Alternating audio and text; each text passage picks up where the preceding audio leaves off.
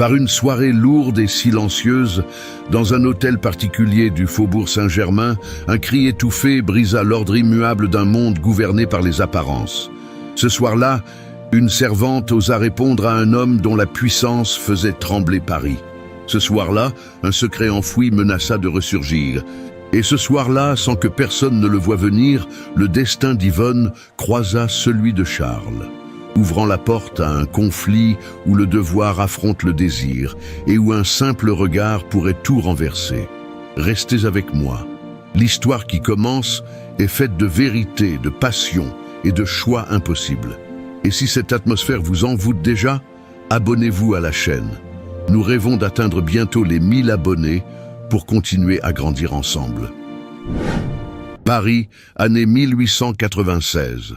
Dans le Faubourg Saint-Germain, au cœur d'un quartier où les façades élégantes cachent des secrets plus lourds que les rideaux de velours, s'élève l'hôtel particulier de Charles de Vauclers, magnat de la presse et de l'acier.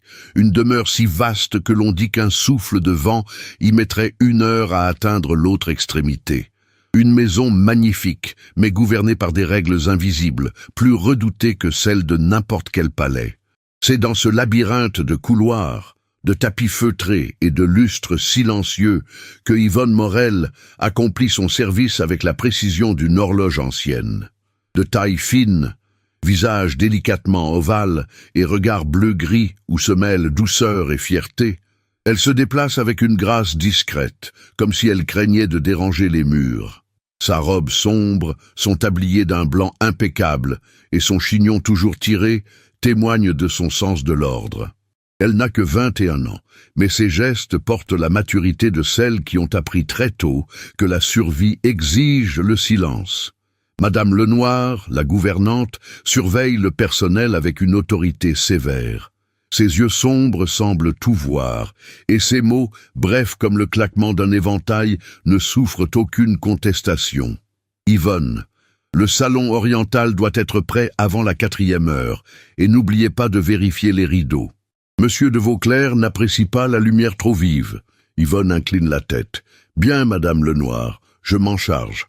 Elle ne sait presque rien de Charles de Vauclers, sinon les murmures terrifiés que les domestiques échangent dans l'ombre de l'escalier de service. On dit que ses colères résonnent comme un orage, que son regard glace, que le malheur s'abat sur ceux qui lui déplaisent. On dit aussi que depuis la mort de son épouse, il a fermé toutes les portes de son cœur, ne conservant qu'une fierté farouche et un empire bâti sur le fer.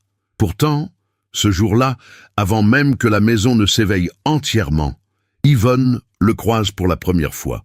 Elle range des ouvrages précieux dans la bibliothèque, une pièce vaste où le parfum du cuir se mêle à celui de l'encre.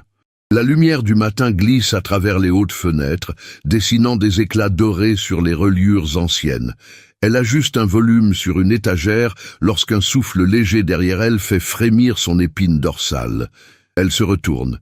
Charles de Vauclers se tient sur le seuil. Grand, silhouette austère dans son manteau noir, il semble appartenir autant à la nuit qu'au jour. Ses yeux bruns, presque noirs, scrutent la pièce avec une intensité qui pourrait briser un verre. Ses cheveux sombres, impeccablement coiffés, encadrent des traits taillés avec une précision presque cruelle. Mais ce qui frappe Yvonne n'est ni sa puissance, ni sa prestance. C'est une étincelle fugitive de fatigue dans son regard, une ombre qu'il s'empresse de masquer dès qu'il la voit. Qui vous a donné la permission d'être ici à cette heure? Sa voix grave remplit la pièce. Elle n'est pas violente, mais tranchante, comme un couteau posé sur la table. Yvonne garde les yeux baissés. Madame Lenoir, monsieur, elle m'a demandé de veiller à la poussière des rayonnages. Silence. Elle sent son cœur battre comme un tambour dans sa poitrine. Charles avance de quelques pas. Elle perçoit la discrète fragrance de son eau de Cologne, un mélange de bergamote et de bois. Il n'est plus qu'à quelques centimètres. Un souffle de plus, et leur monde se heurterait. Vous travaillez depuis combien de temps ici? Depuis 3 semaines, monsieur. Ses yeux se posent sur elle, sans indulgence, mais sans la dureté qu'elle imaginait. Une curiosité presque imperceptible traverse son regard, comme une lueur hésitante derrière une vitre froide. Faites votre travail avec soin, mademoiselle Morel. Dans cette maison, L'imperfection n'a pas sa place. Elle relève doucement la tête, croise son regard une fraction de seconde. Cette fraction suffit à la troubler profondément. Elle y lit quelque chose d'inexplicable, un appel étouffé, un besoin d'être vue, autrement que comme un tyran ou un maître. Elle s'incline. « Je le ferai, monsieur. » Il tourne les talons et quitte la pièce. Mais Yvonne reste immobile, la poitrine serrée. Elle ne parvient pas à comprendre ce qui, dans ce bref échange, a fait vaciller quelque chose en elle. Était-ce la gravité de sa voix, la proximité de sa silhouette, la douleur dissimulée dans son regard, ou bien le simple fait qu'il l'ait remarquée? La journée s'écoule entre préparatifs, instructions et tensions croissantes. L'hôtel particulier se transforme en fourmilière. Dans quelques heures, une réception de grande importance aura lieu. On parle d'invités influents, de négociations secrètes, de regards qu'il faudra séduire ou éviter. Yvonne ressent cette agitation comme un remous sous ses pieds. En fin d'après-midi, alors qu'elle traverse le vestibule avec un plateau d'argenterie, une voix la fait sursauter. « Mademoiselle Morel !» Elle se retourne. Charles se tient sur les marches, en redingote sombre, gants clairs à la main. La lumière du couchant glisse sur lui, dessinant sur sa silhouette un contour presque irréel. « Vous étiez dans la bibliothèque ce matin. »« Oui, monsieur. » Il hésite un instant, comme s'il cherchait des mots qu'il n'a pas l'habitude d'employer. Continuez à travailler de cette façon. L'ordre et la précision sont rares et précieux. Elle baisse légèrement la tête, mais une chaleur étrangère se répand dans sa poitrine. « Merci, monsieur.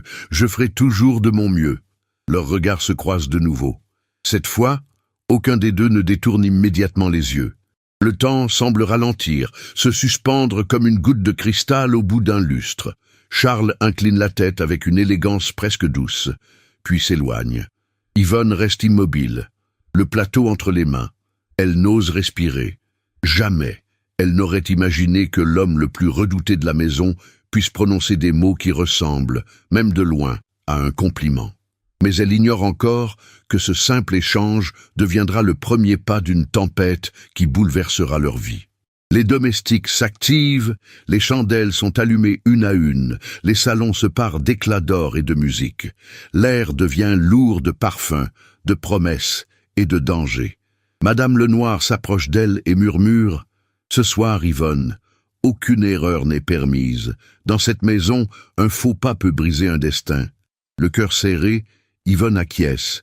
Elle l'ignore, mais un regard posé sur elle depuis les escaliers vient déjà de sceller le sien. La nuit tombe lentement sur l'hôtel particulier comme un rideau profond tiré sur un tableau de lumières et de murmures. À mesure que l'obscurité gagne la ville, la demeure s'illumine de centaines de chandelles, de lampes à huile finement polies et de lustres qui scintillent comme un ciel d'étoiles captives.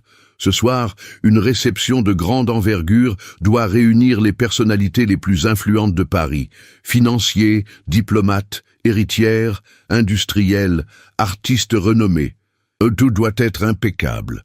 Rien ne doit trahir la moindre faille. Yvonne Morel, depuis les premières heures de l'après-midi, court d'un bout à l'autre de la maison sous les directives précises de Madame Lenoir. Elle vérifie l'argenterie, aligne les coupes en cristal, distribue les fleurs fraîches dans les salons, veille à ce que chaque napperon soit droit, chaque coussin parfaitement disposé. Ses doigts sont légers, rapides, précis. Sa respiration est calme, bien que son cœur commence à ressentir cette tension étrange, presque électrique, qui annonce toujours un événement décisif. Elle s'arrête un instant dans le vestibule pour reprendre souffle.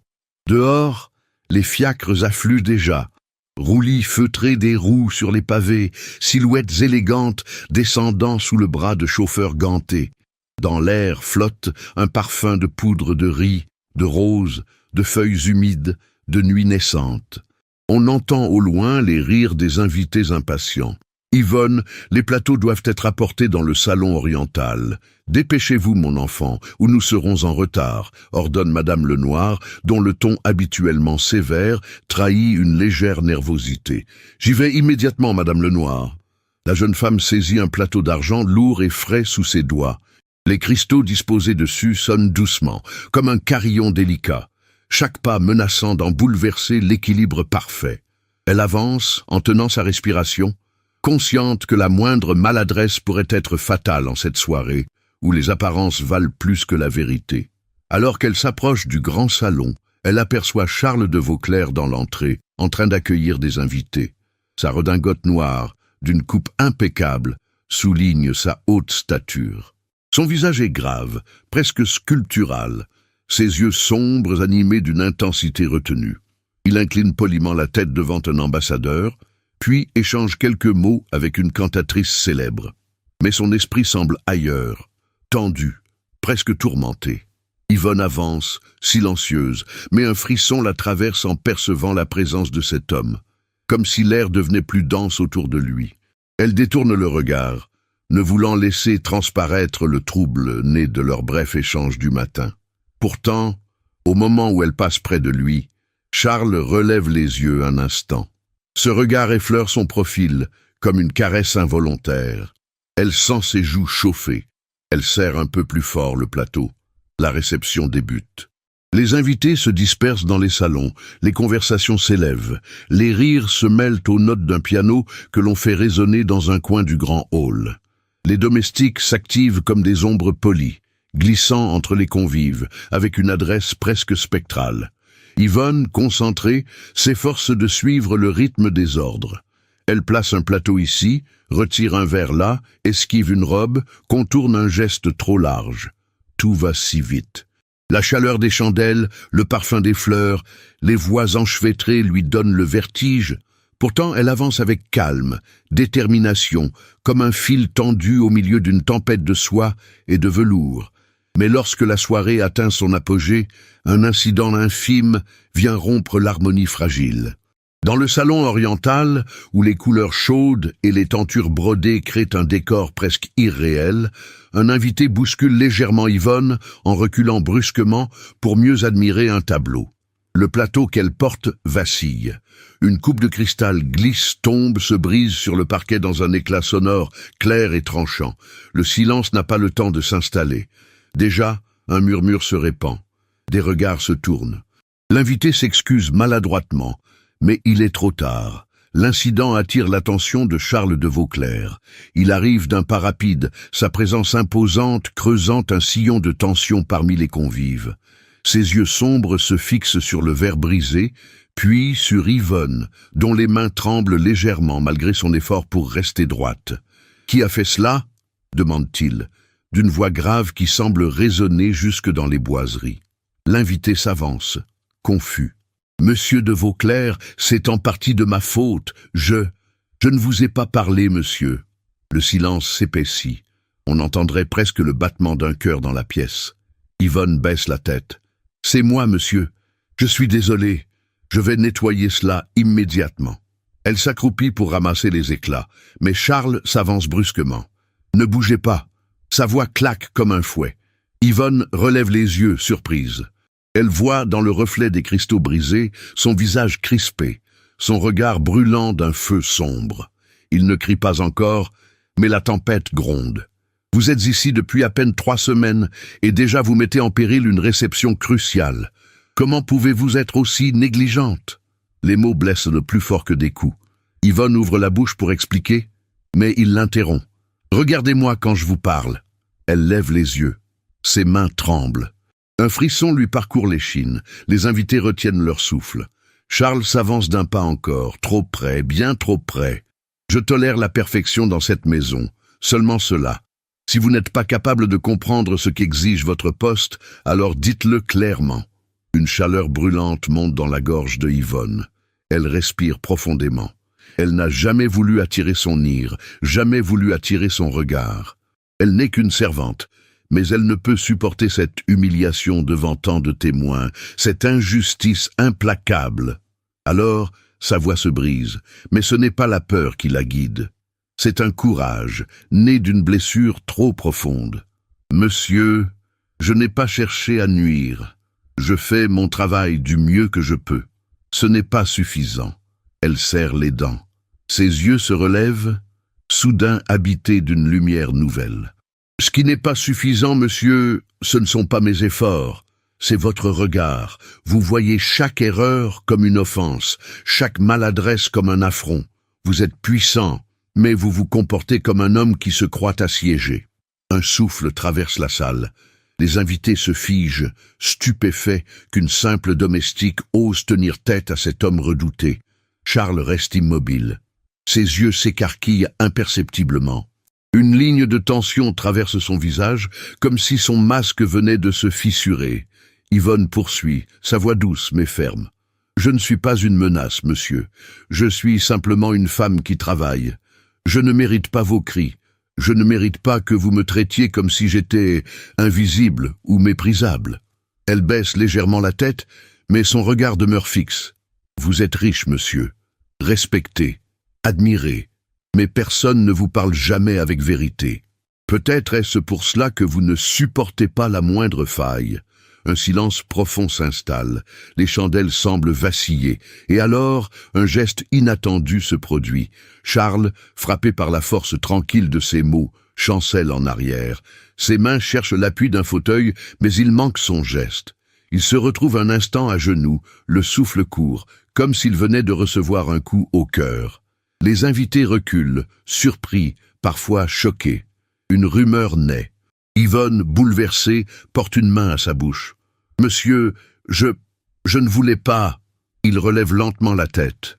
Ses yeux brillent, non de colère, mais d'un trouble profond, presque douloureux. « Comment ?»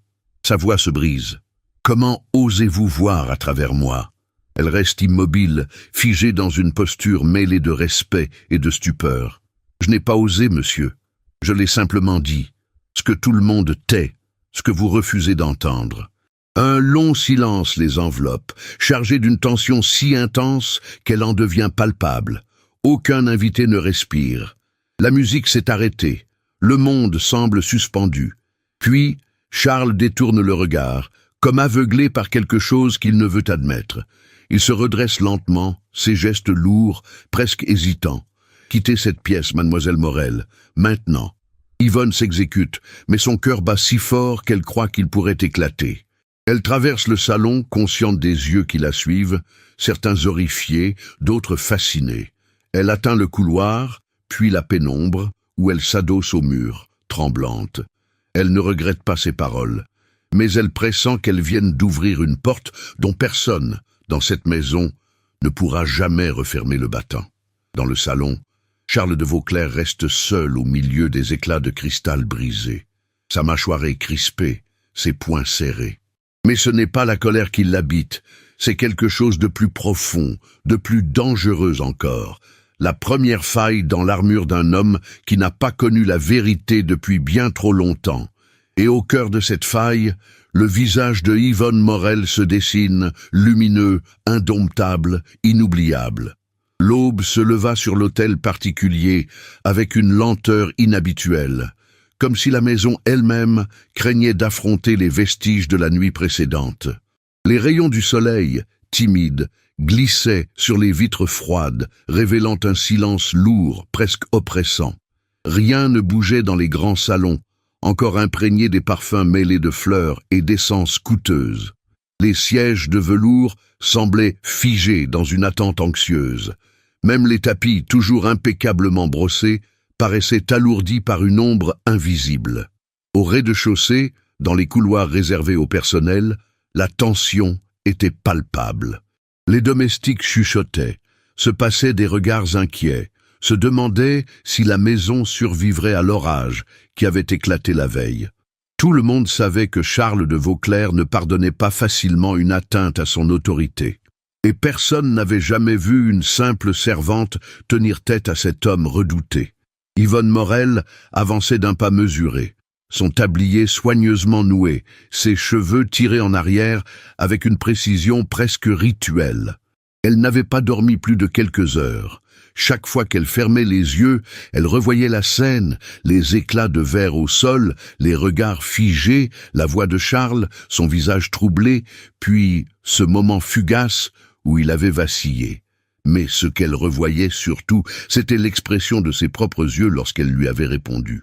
Une force qu'elle ne se connaissait pas, une vérité dite sans trembler. Cela l'effrayait encore. Madame Lenoir apparut soudain dans le couloir, les lèvres pincées, le regard plus sévère que de coutume. « Yvonne, Venez avec moi. Monsieur de Vauclair souhaite vous voir. » Ces mots tombèrent comme un coup de marteau. La jeune femme s'arrêta net.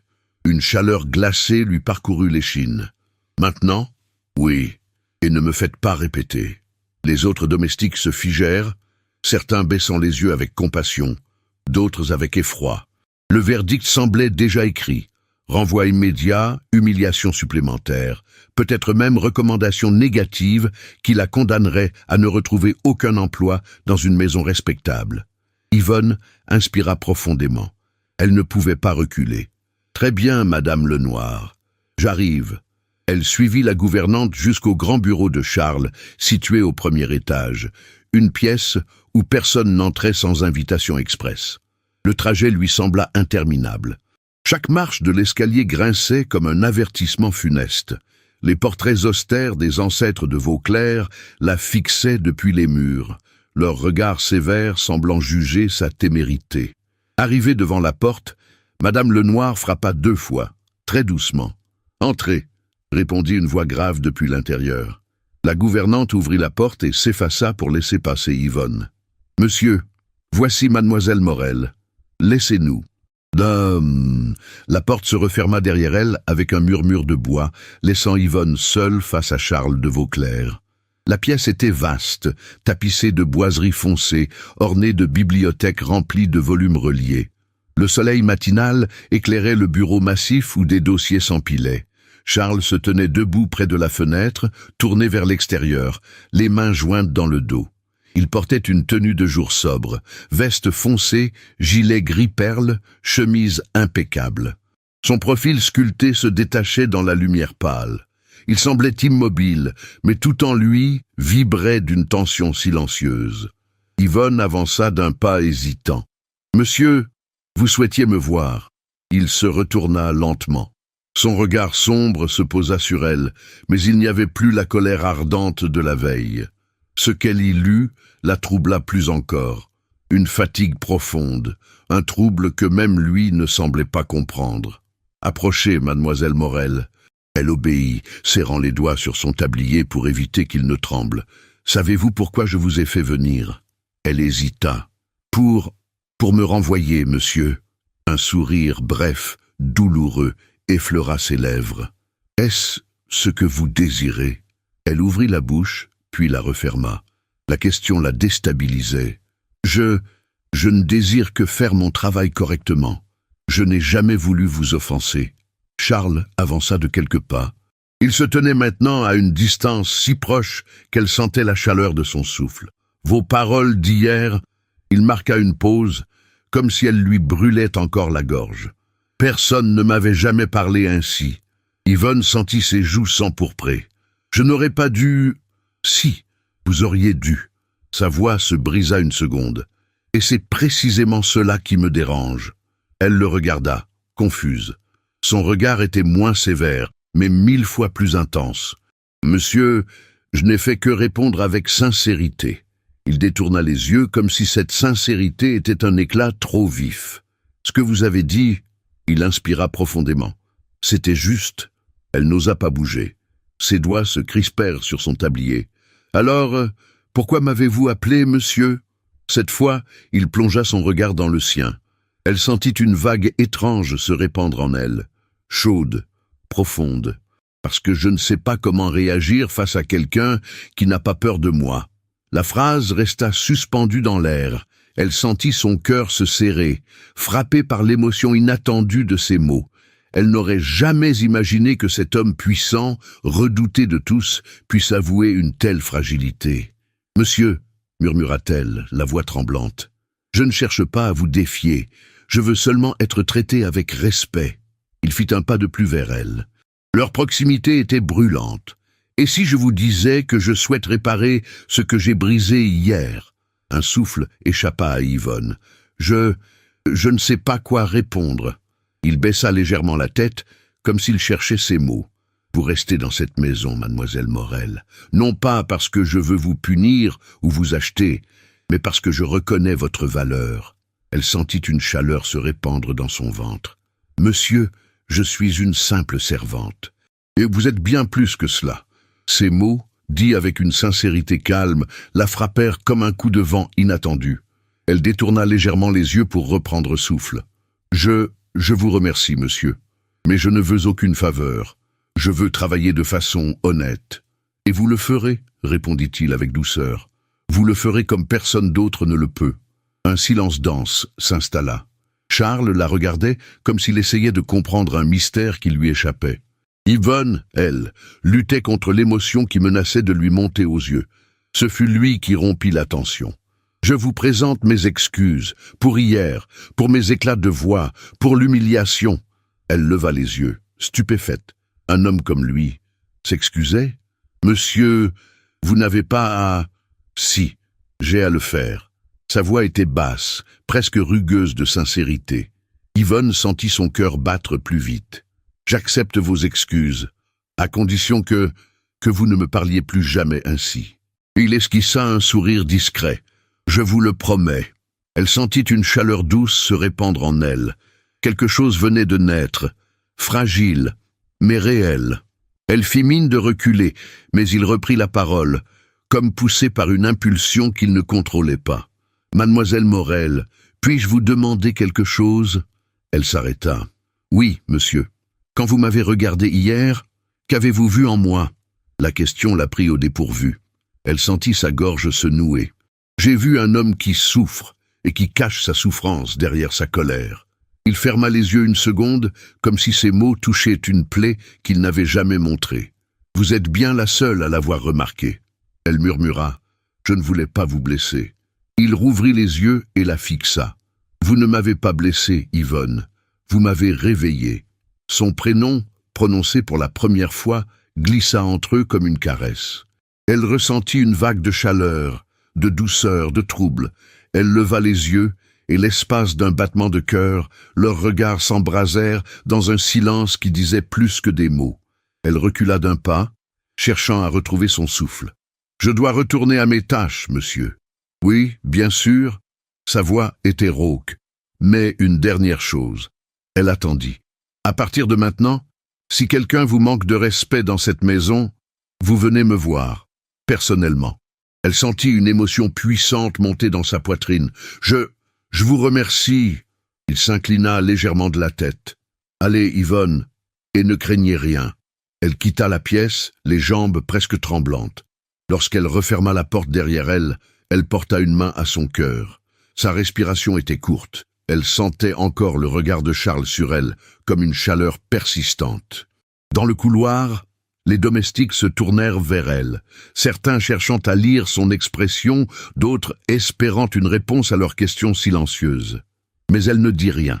Comment aurait-elle pu expliquer ce qui venait de se passer entre elle et cet homme si complexe, si puissant, si troublant? Dans son bureau, Charles de Vauclair resta immobile longtemps. Il posa une main sur le dossier du fauteuil, puis sur la table, comme pour s'ancrer dans le réel. Il murmura quelques mots à voix basse. « Comment ai-je pu changer ainsi ?» Il pensa à Yvonne, à sa voix douce, à la vérité de ses paroles, à son regard franc. Une chaleur inconnue naquit dans sa poitrine, une chaleur à laquelle il ne savait pas encore donner un nom. Et dans les entrailles de cette maison où l'on ne respirait presque jamais, un souffle nouveau venait de naître, un souffle fragile, mais irrésistible. Un souffle qui annoncerait bientôt une tempête plus profonde encore que celle de la veille. Le jour suivant se leva sur une atmosphère lourde, presque menaçante, comme si la maison tout entière tentait de dissimuler quelque chose sous ses velours et ses boiseries.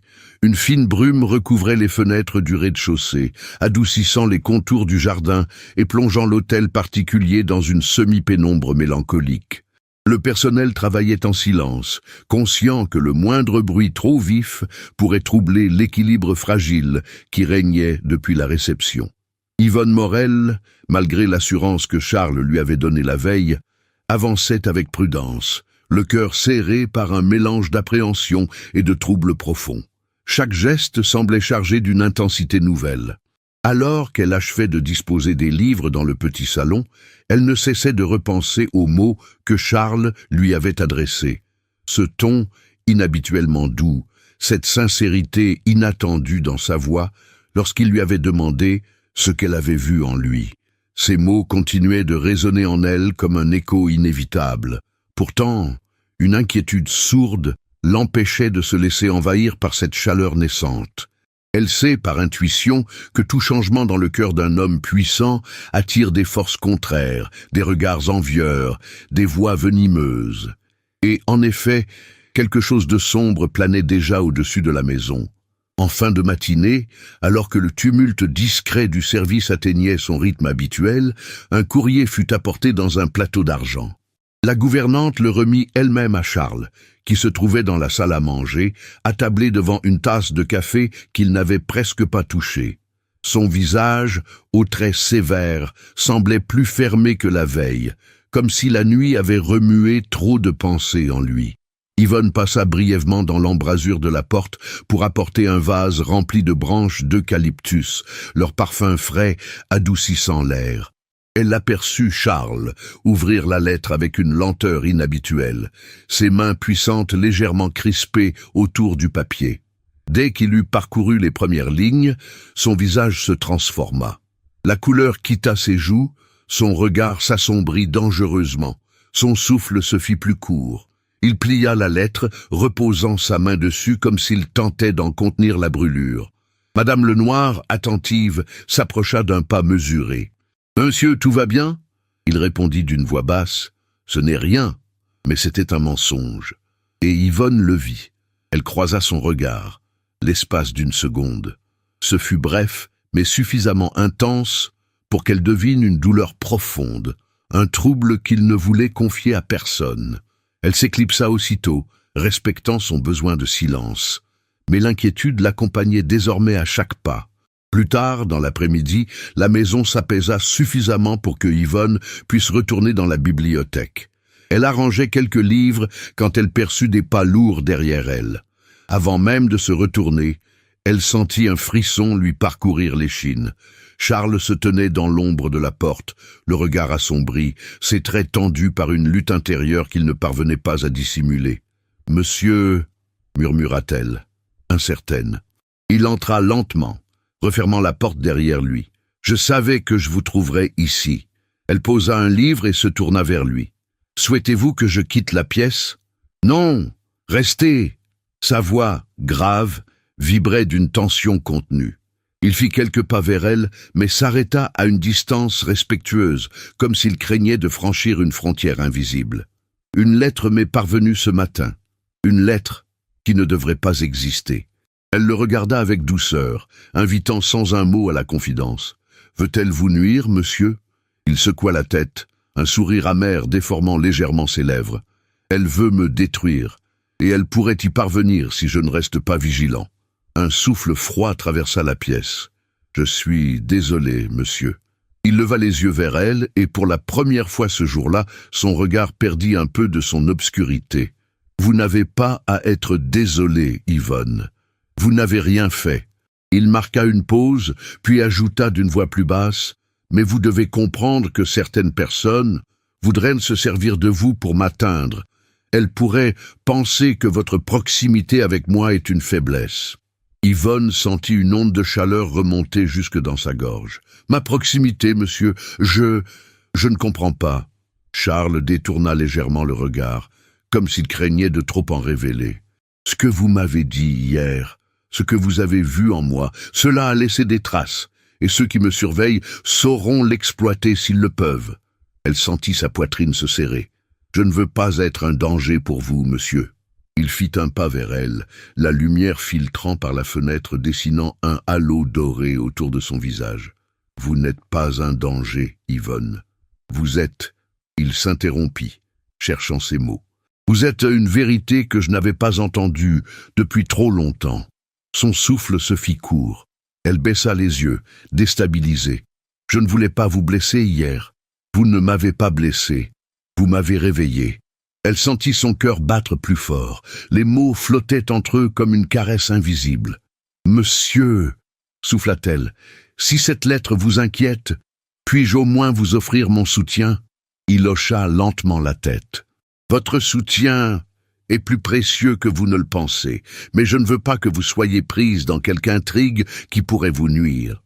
Je suis forte, monsieur, Il la contempla longuement, admirant silencieusement cette force discrète, ce courage lumineux qui émanait d'elle. « Oui, vous l'êtes, peut-être plus que moi. » Elle releva ses yeux vers les siens. Pendant un instant, leurs regards s'accrochèrent avec une intensité qui semblait faire vibrer l'air. La tension entre eux devint presque palpable, comme un fil d'or tendu à l'extrême. Puis une voix brisa l'instant. « Monsieur de Vauclair !» C'était Blanche, la belle-sœur de Charles. Elle entra dans la bibliothèque avec sa démarche fluide et son sourire calculé. Dès qu'elle aperçut Yvonne, une ombre froide traversa ses yeux. « Oh, je vois que vous êtes occupé. J'ignorais que les domestiques recevaient désormais des instructions aussi privilégiées. » Yvonne baissa la tête, prête à se retirer. Mais Charles parla avant elle. « Mademoiselle Morel exécute son travail avec un soin irréprochable. Je lui donnais simplement des directives. » Blanche arqua un sourcil amusé. « Bien sûr, quelqu'un de votre position a tant de choses à dire à une servante. » Yvonne sentit ses joues chauffer, mais ne réagit pas. Elle savait que répondre ne ferait qu'envenimer la situation. Charles, en revanche, resta impassible. « Yvonne, vous pouvez disposer. Merci pour ce que vous avez fait ici. » Le son de son prénom dans la bouche de Charles eut l'effet d'un souffle chaud dans le cœur de la jeune femme. Elle inclina légèrement la tête. « Merci, monsieur. » Elle quitta la pièce, mais au moment où elle franchit la porte, elle croisa le regard de Blanche. Un regard acéré, scintillant d'une hostilité parfaitement dissimulée sous le vernis des bonnes manières. Yvonne sentit un frisson lui parcourir la colonne vertébrale. La maison était devenue un terrain glissant, et elle n'avait aucune envie de tomber. Dans la bibliothèque, Blanche se rapprocha de Charles, son éventail claquant doucement entre ses doigts. « Mon cher, tu devrais faire plus attention. Une simple domestique, qui te parle comme une égale. Cela fait mauvaise impression. » Charles se tourna vers elle, son regard redevenu froid. « Je n'ai de compte à rendre à personne sur la manière dont je traite mes employés. » Elle sourit, mais son sourire n'avait rien de tendre. « Tu sais comme moi que les scandales naissent de presque rien, et certains seraient ravis d'en voir un éclore chez toi. » Charles reprit la lettre sur son bureau et la tendit à Blanche. « Parles-tu de ce genre de scandale ?» Elle lut rapidement, et son visage perdit un peu de sa superbe. « Qui ose t'envoyer cela? Une personne qui me connaît trop bien et qui veut faire croire qu'elle connaît mes faiblesses. » Blanche se crispa légèrement. « Je vois. Eh bien, tu n'as pas intérêt à donner raison à ceux qui veulent te voir tomber. » Charles rangea la lettre dans un tiroir verrouillé. « Je ne tomberai pas. » Mais ses yeux, en se détournant, trahirent une inquiétude qu'il n'aurait jamais avouée. Pendant ce temps, Yvonne descendait les marches, encore secouée. Elle croisa Victor Armand dans le vestibule, un visiteur que l'on recevait rarement, mais que la maison connaissait bien.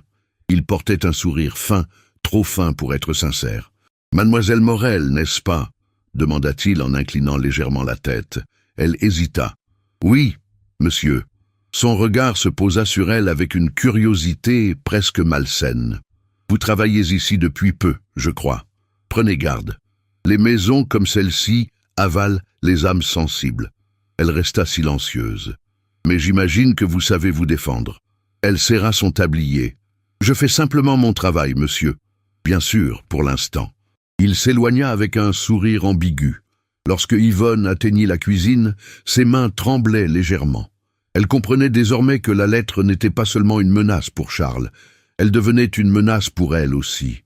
Sans le savoir, elle se trouvait déjà au centre d'un jeu dangereux.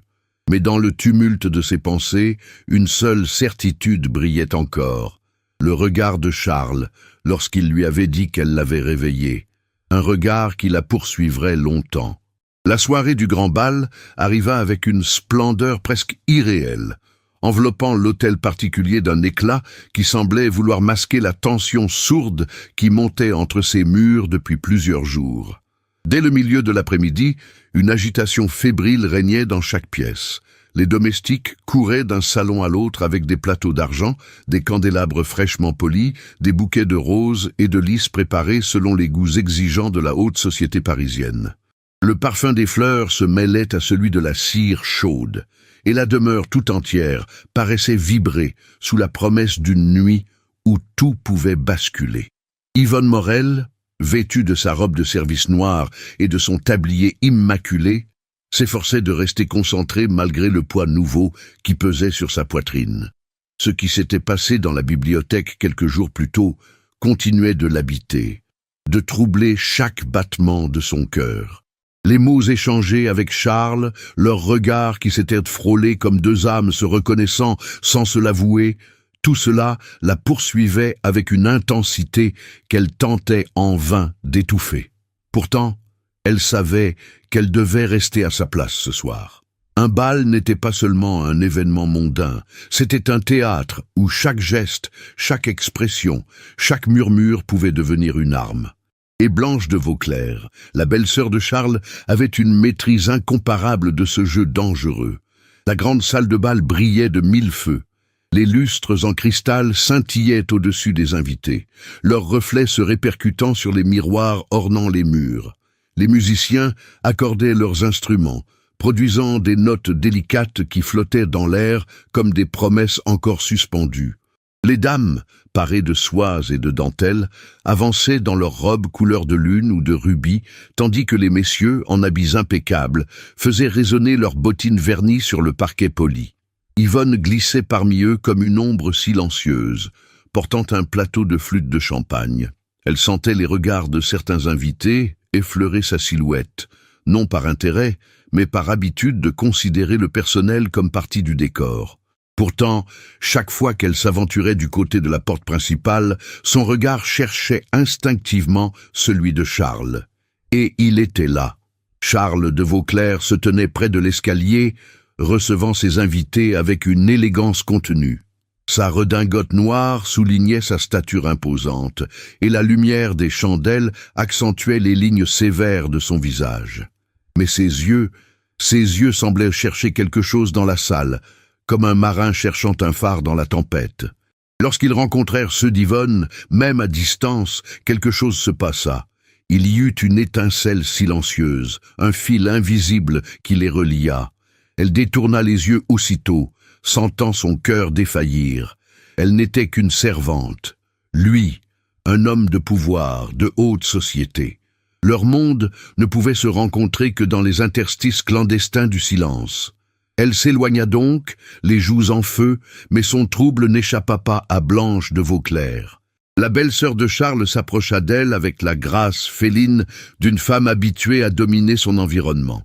Sa robe en satin bleu nuit épousait sa silhouette, et son éventail de dentelle battait l'air avec une élégance calculée. « Ma chère, Yvonne, n'est-ce pas ?» dit-elle, son sourire teinté de venin. « Oui, madame », répondit Yvonne en inclinant la tête. « Vous semblez bien nerveuse ce soir. Serait-ce la foule qui vous intimide ?» Elle parlait doucement, mais ses mots perçaient comme des aiguilles. « Non, madame, je me concentre simplement sur mon travail. » Bien sûr, une servante consciencieuse, voilà qui fait plaisir à voir. Elle se pencha légèrement, ses yeux brillants d'un éclat froid. Mais souvenez-vous de ceci. Dans une maison comme celle-ci, la moindre erreur peut vous coûter cher. Très cher. Yvonne sentit un frisson de malaise, mais se contenta de répondre « Je ferai attention, madame ». Blanche lui tapa le bras très légèrement avec son éventail, un geste de faux réconfort. « Faites donc ». Yvonne voulut s'éloigner, mais au moment où elle se détourna, Blanche ajouta dans un murmure « Et gardez vos yeux à leur place. Certains regards ne vous appartiennent pas. » Yvonne se figea.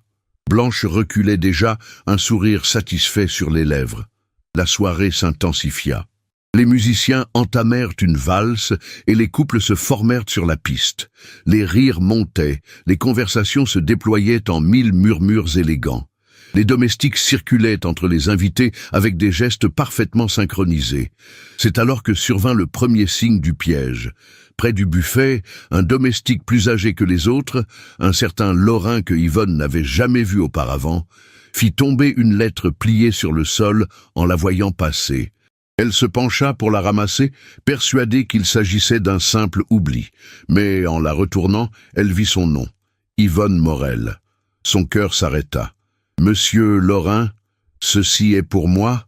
L'homme la fixa avec un sourire étrange. On m'a demandé de vous le transmettre. Qui donc? Je ne suis qu'un messager, mademoiselle. Il s'éloigna, sans un mot de plus. La jeune femme sentit une sueur froide envahir ses mains.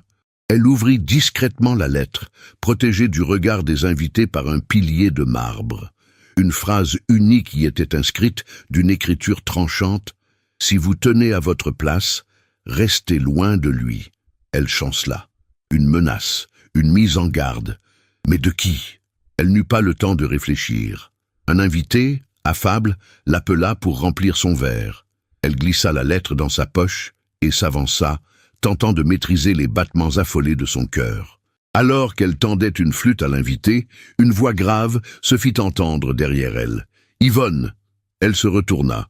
Charles se tenait à quelques pas d'elle, son regard sombre fixé sur elle, avec une intensité troublante. « Monsieur !»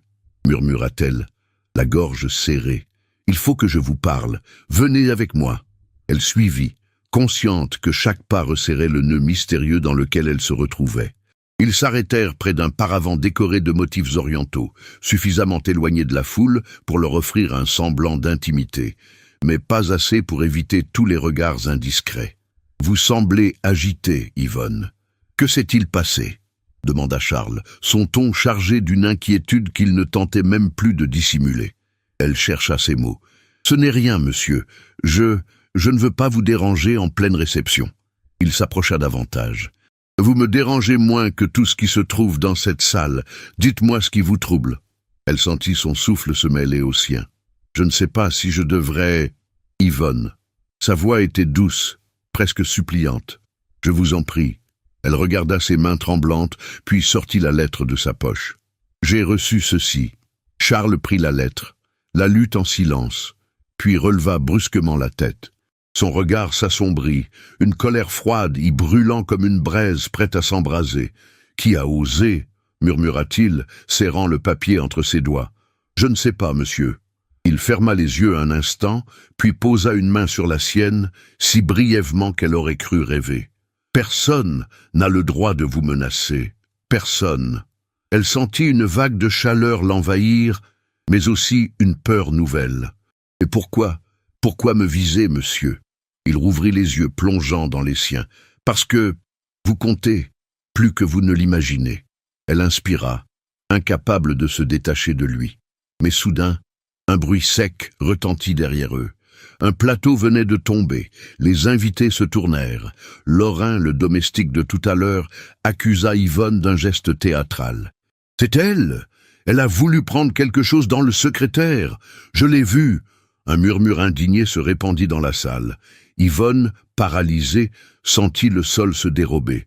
Mais la voix de Charles fusa, tranchante. « Silence. » Le silence se fit. « Vous accusez cette jeune femme sans preuve. »« Je l'ai vue, monsieur. »« Vous mentez. » Sa voix était devenue glaciale, dangereuse. « Quittez cette maison immédiatement. » Lorrain recula, effrayé. « Monsieur, Dehors. » Le domestique disparut dans un souffle. Les invités, décontenancés, se dispersèrent, comprenant que cet incident ne devait pas les concerner. Charles se tourna vers Yvonne. « Venez, vous n'êtes pas en sécurité ici. » Elle voulut parler, mais les mots restèrent coincés dans sa gorge. « Monsieur, pourquoi faites-vous cela? Pourquoi me protéger ainsi ?» Il approcha son visage du sien, leur souffle se frôlant. « Parce que je ne peux pas faire autrement. » Elle sentit son cœur éclater sous cette confession à demi voilée. « Monsieur, quelqu'un cherche à me nuire. »« À nous nuire » corrigea-t-il doucement. Elle le regarda avec une émotion trop vaste pour être dite.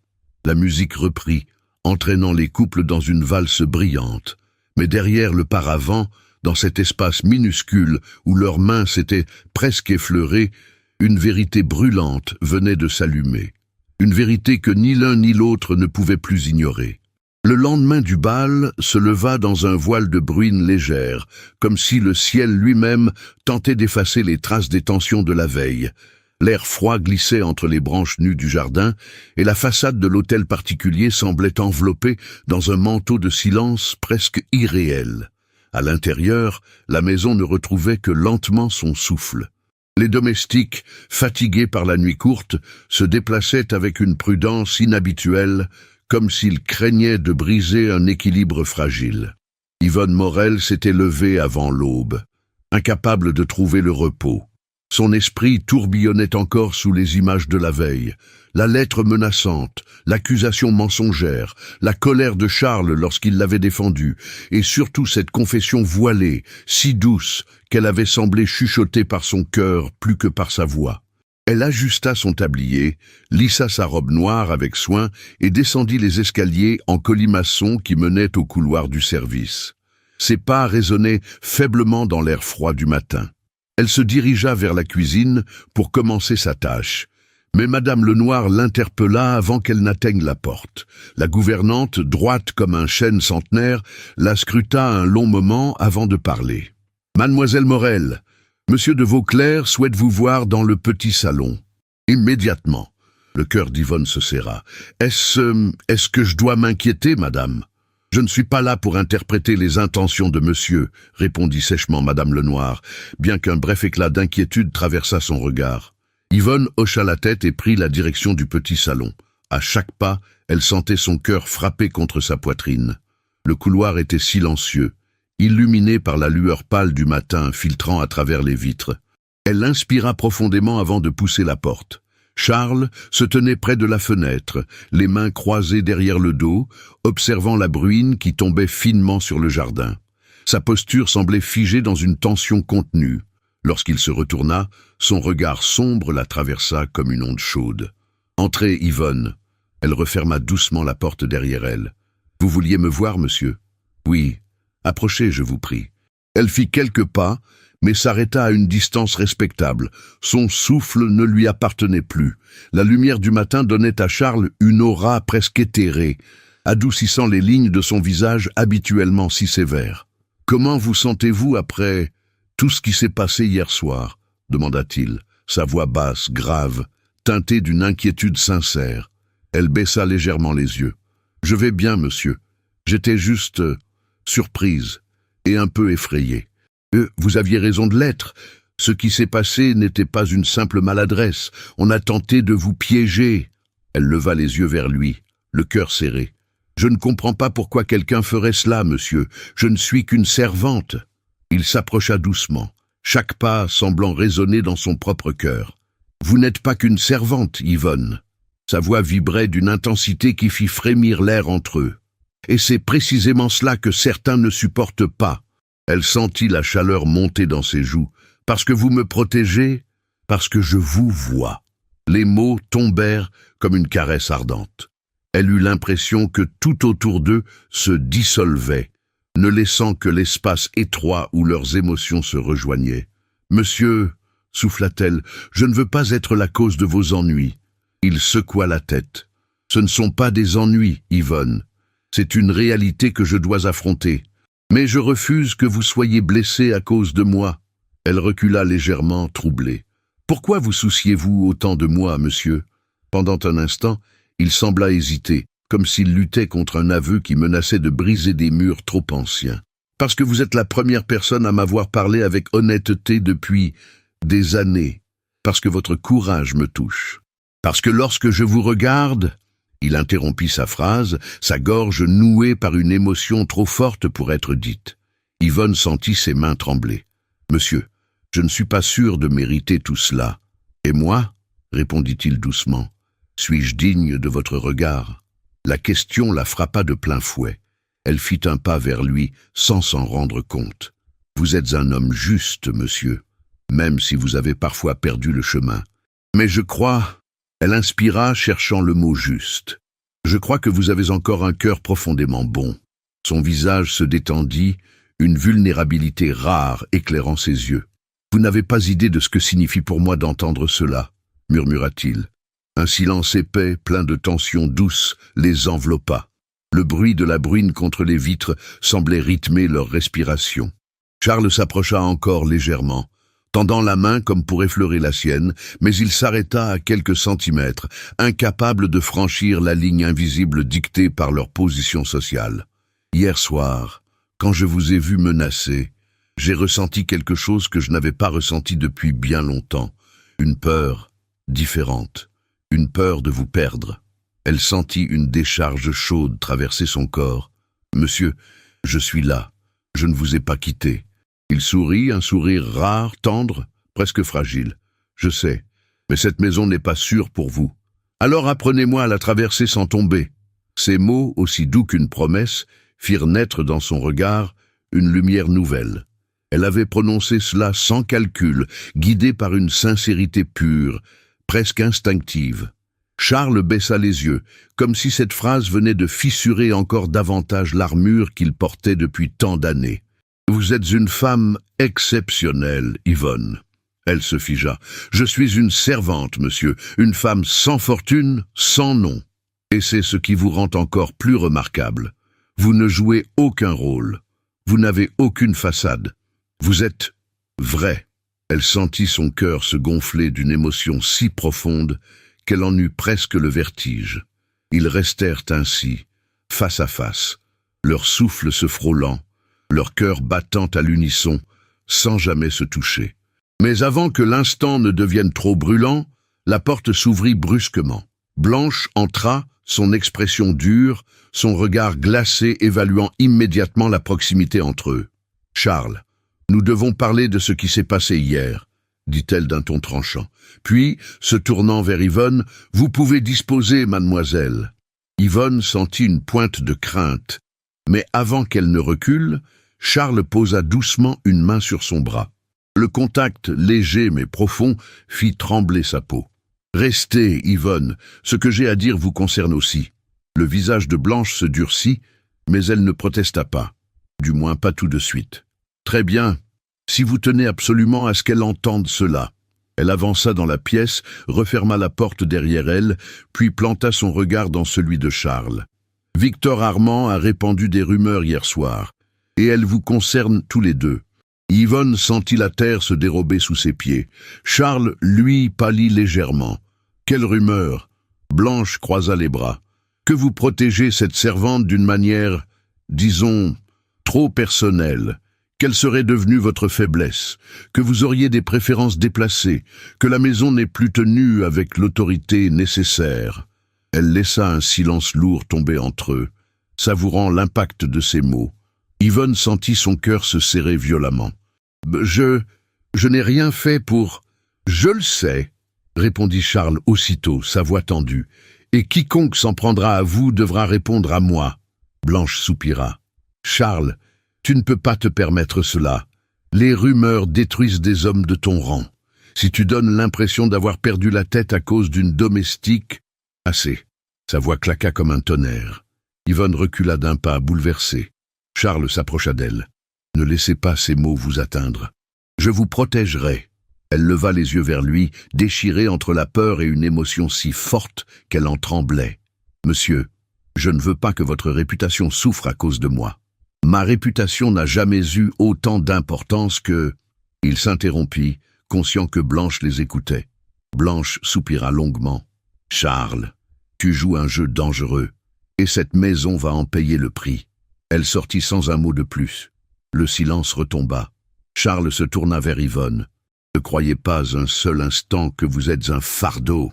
Vous êtes... » Il se rapprocha encore, leurs visages séparés par seulement quelques centimètres. « Vous êtes la lumière qui perce ce que je tentais de cacher depuis trop longtemps. » Elle sentit ses yeux s'embuer. « Monsieur, je... » Il tendit la main, effleurant à peine sa joue du bout des doigts.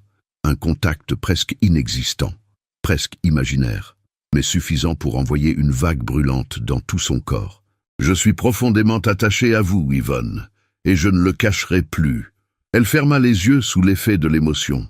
Mais la bruine du matin n'effaçait pas tout. Elle annonçait aussi la tempête à venir. La matinée avançait lentement, enveloppée dans un silence presque oppressant. Depuis les révélations de la veille, l'hôtel particulier semblait retenir son souffle. Les couloirs, d'habitude parcourus par les allées et venues rythmées des domestiques, paraissaient étrangement vides, comme si chacun fuyait quelque chose d'invisible mais terriblement menaçant.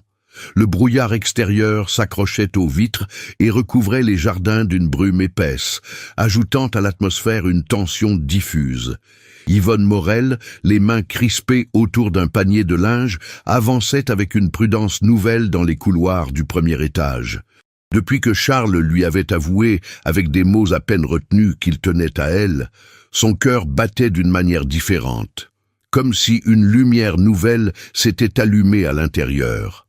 Mais cette lumière était fragile, menacée par des ombres plus grandes que tout ce qu'elle avait imaginé. Elle traversa la galerie qui menait au salon ovale, un espace rarement utilisé le matin. Pourtant, en approchant, elle entendit des voix étouffées. Elle s'arrêta, hésitante, puis avança malgré elle. Elle reconnut immédiatement l'une des voix, Blanche de Vauclair. « Tu ne comprends pas, Charles, » disait-elle d'un ton sec. « Tu joues avec le feu.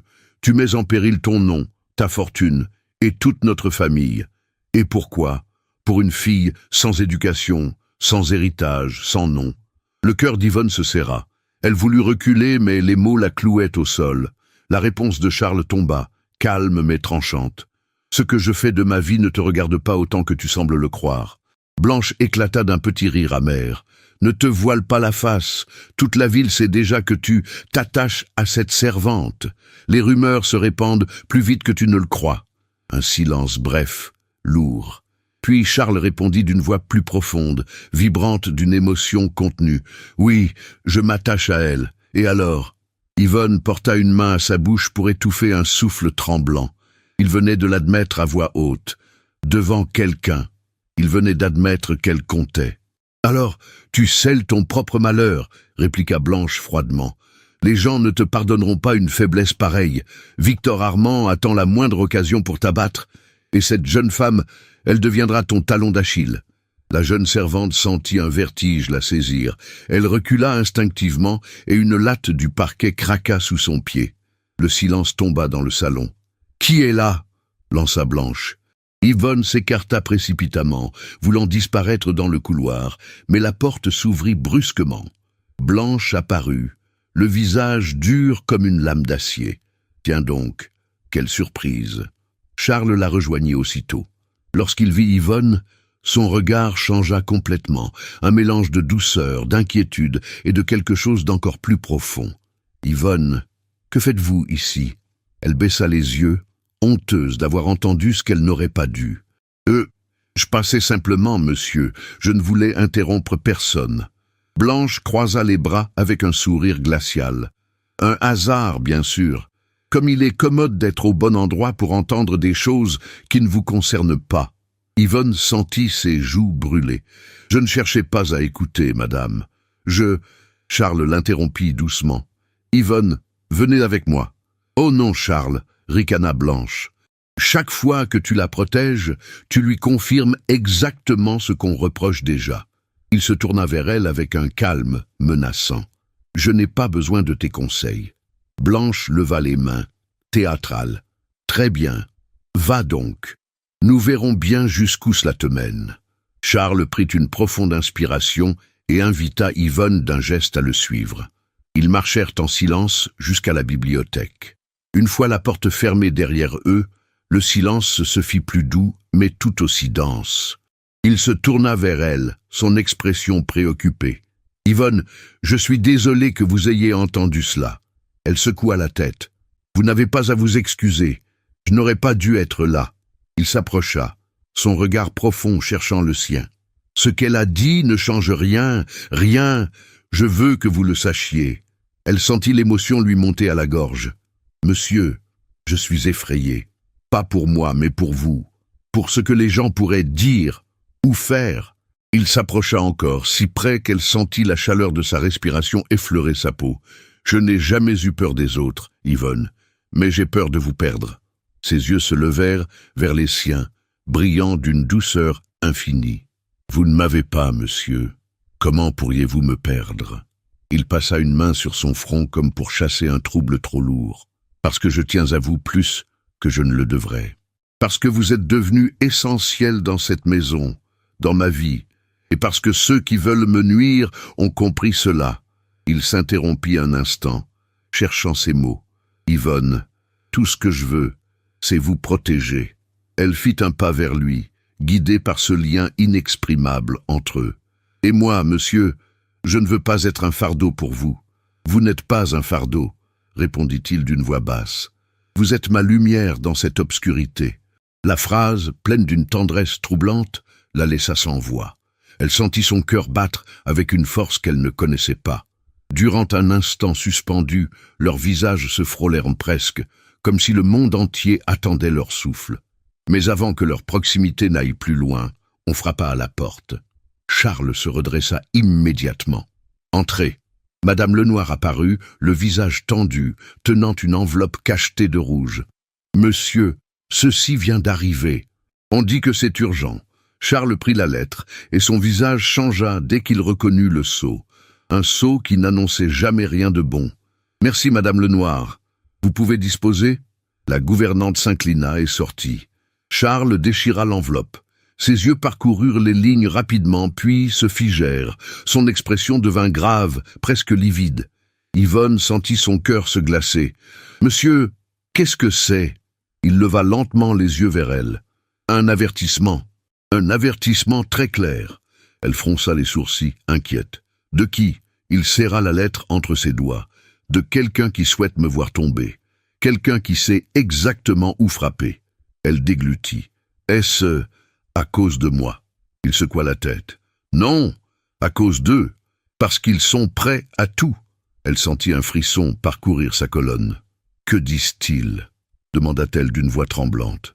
Il hésita avant de répondre. « Ils veulent que vous quittiez cette maison, immédiatement, ou alors… » Il s'interrompit, la gorge trop serrée pour poursuivre.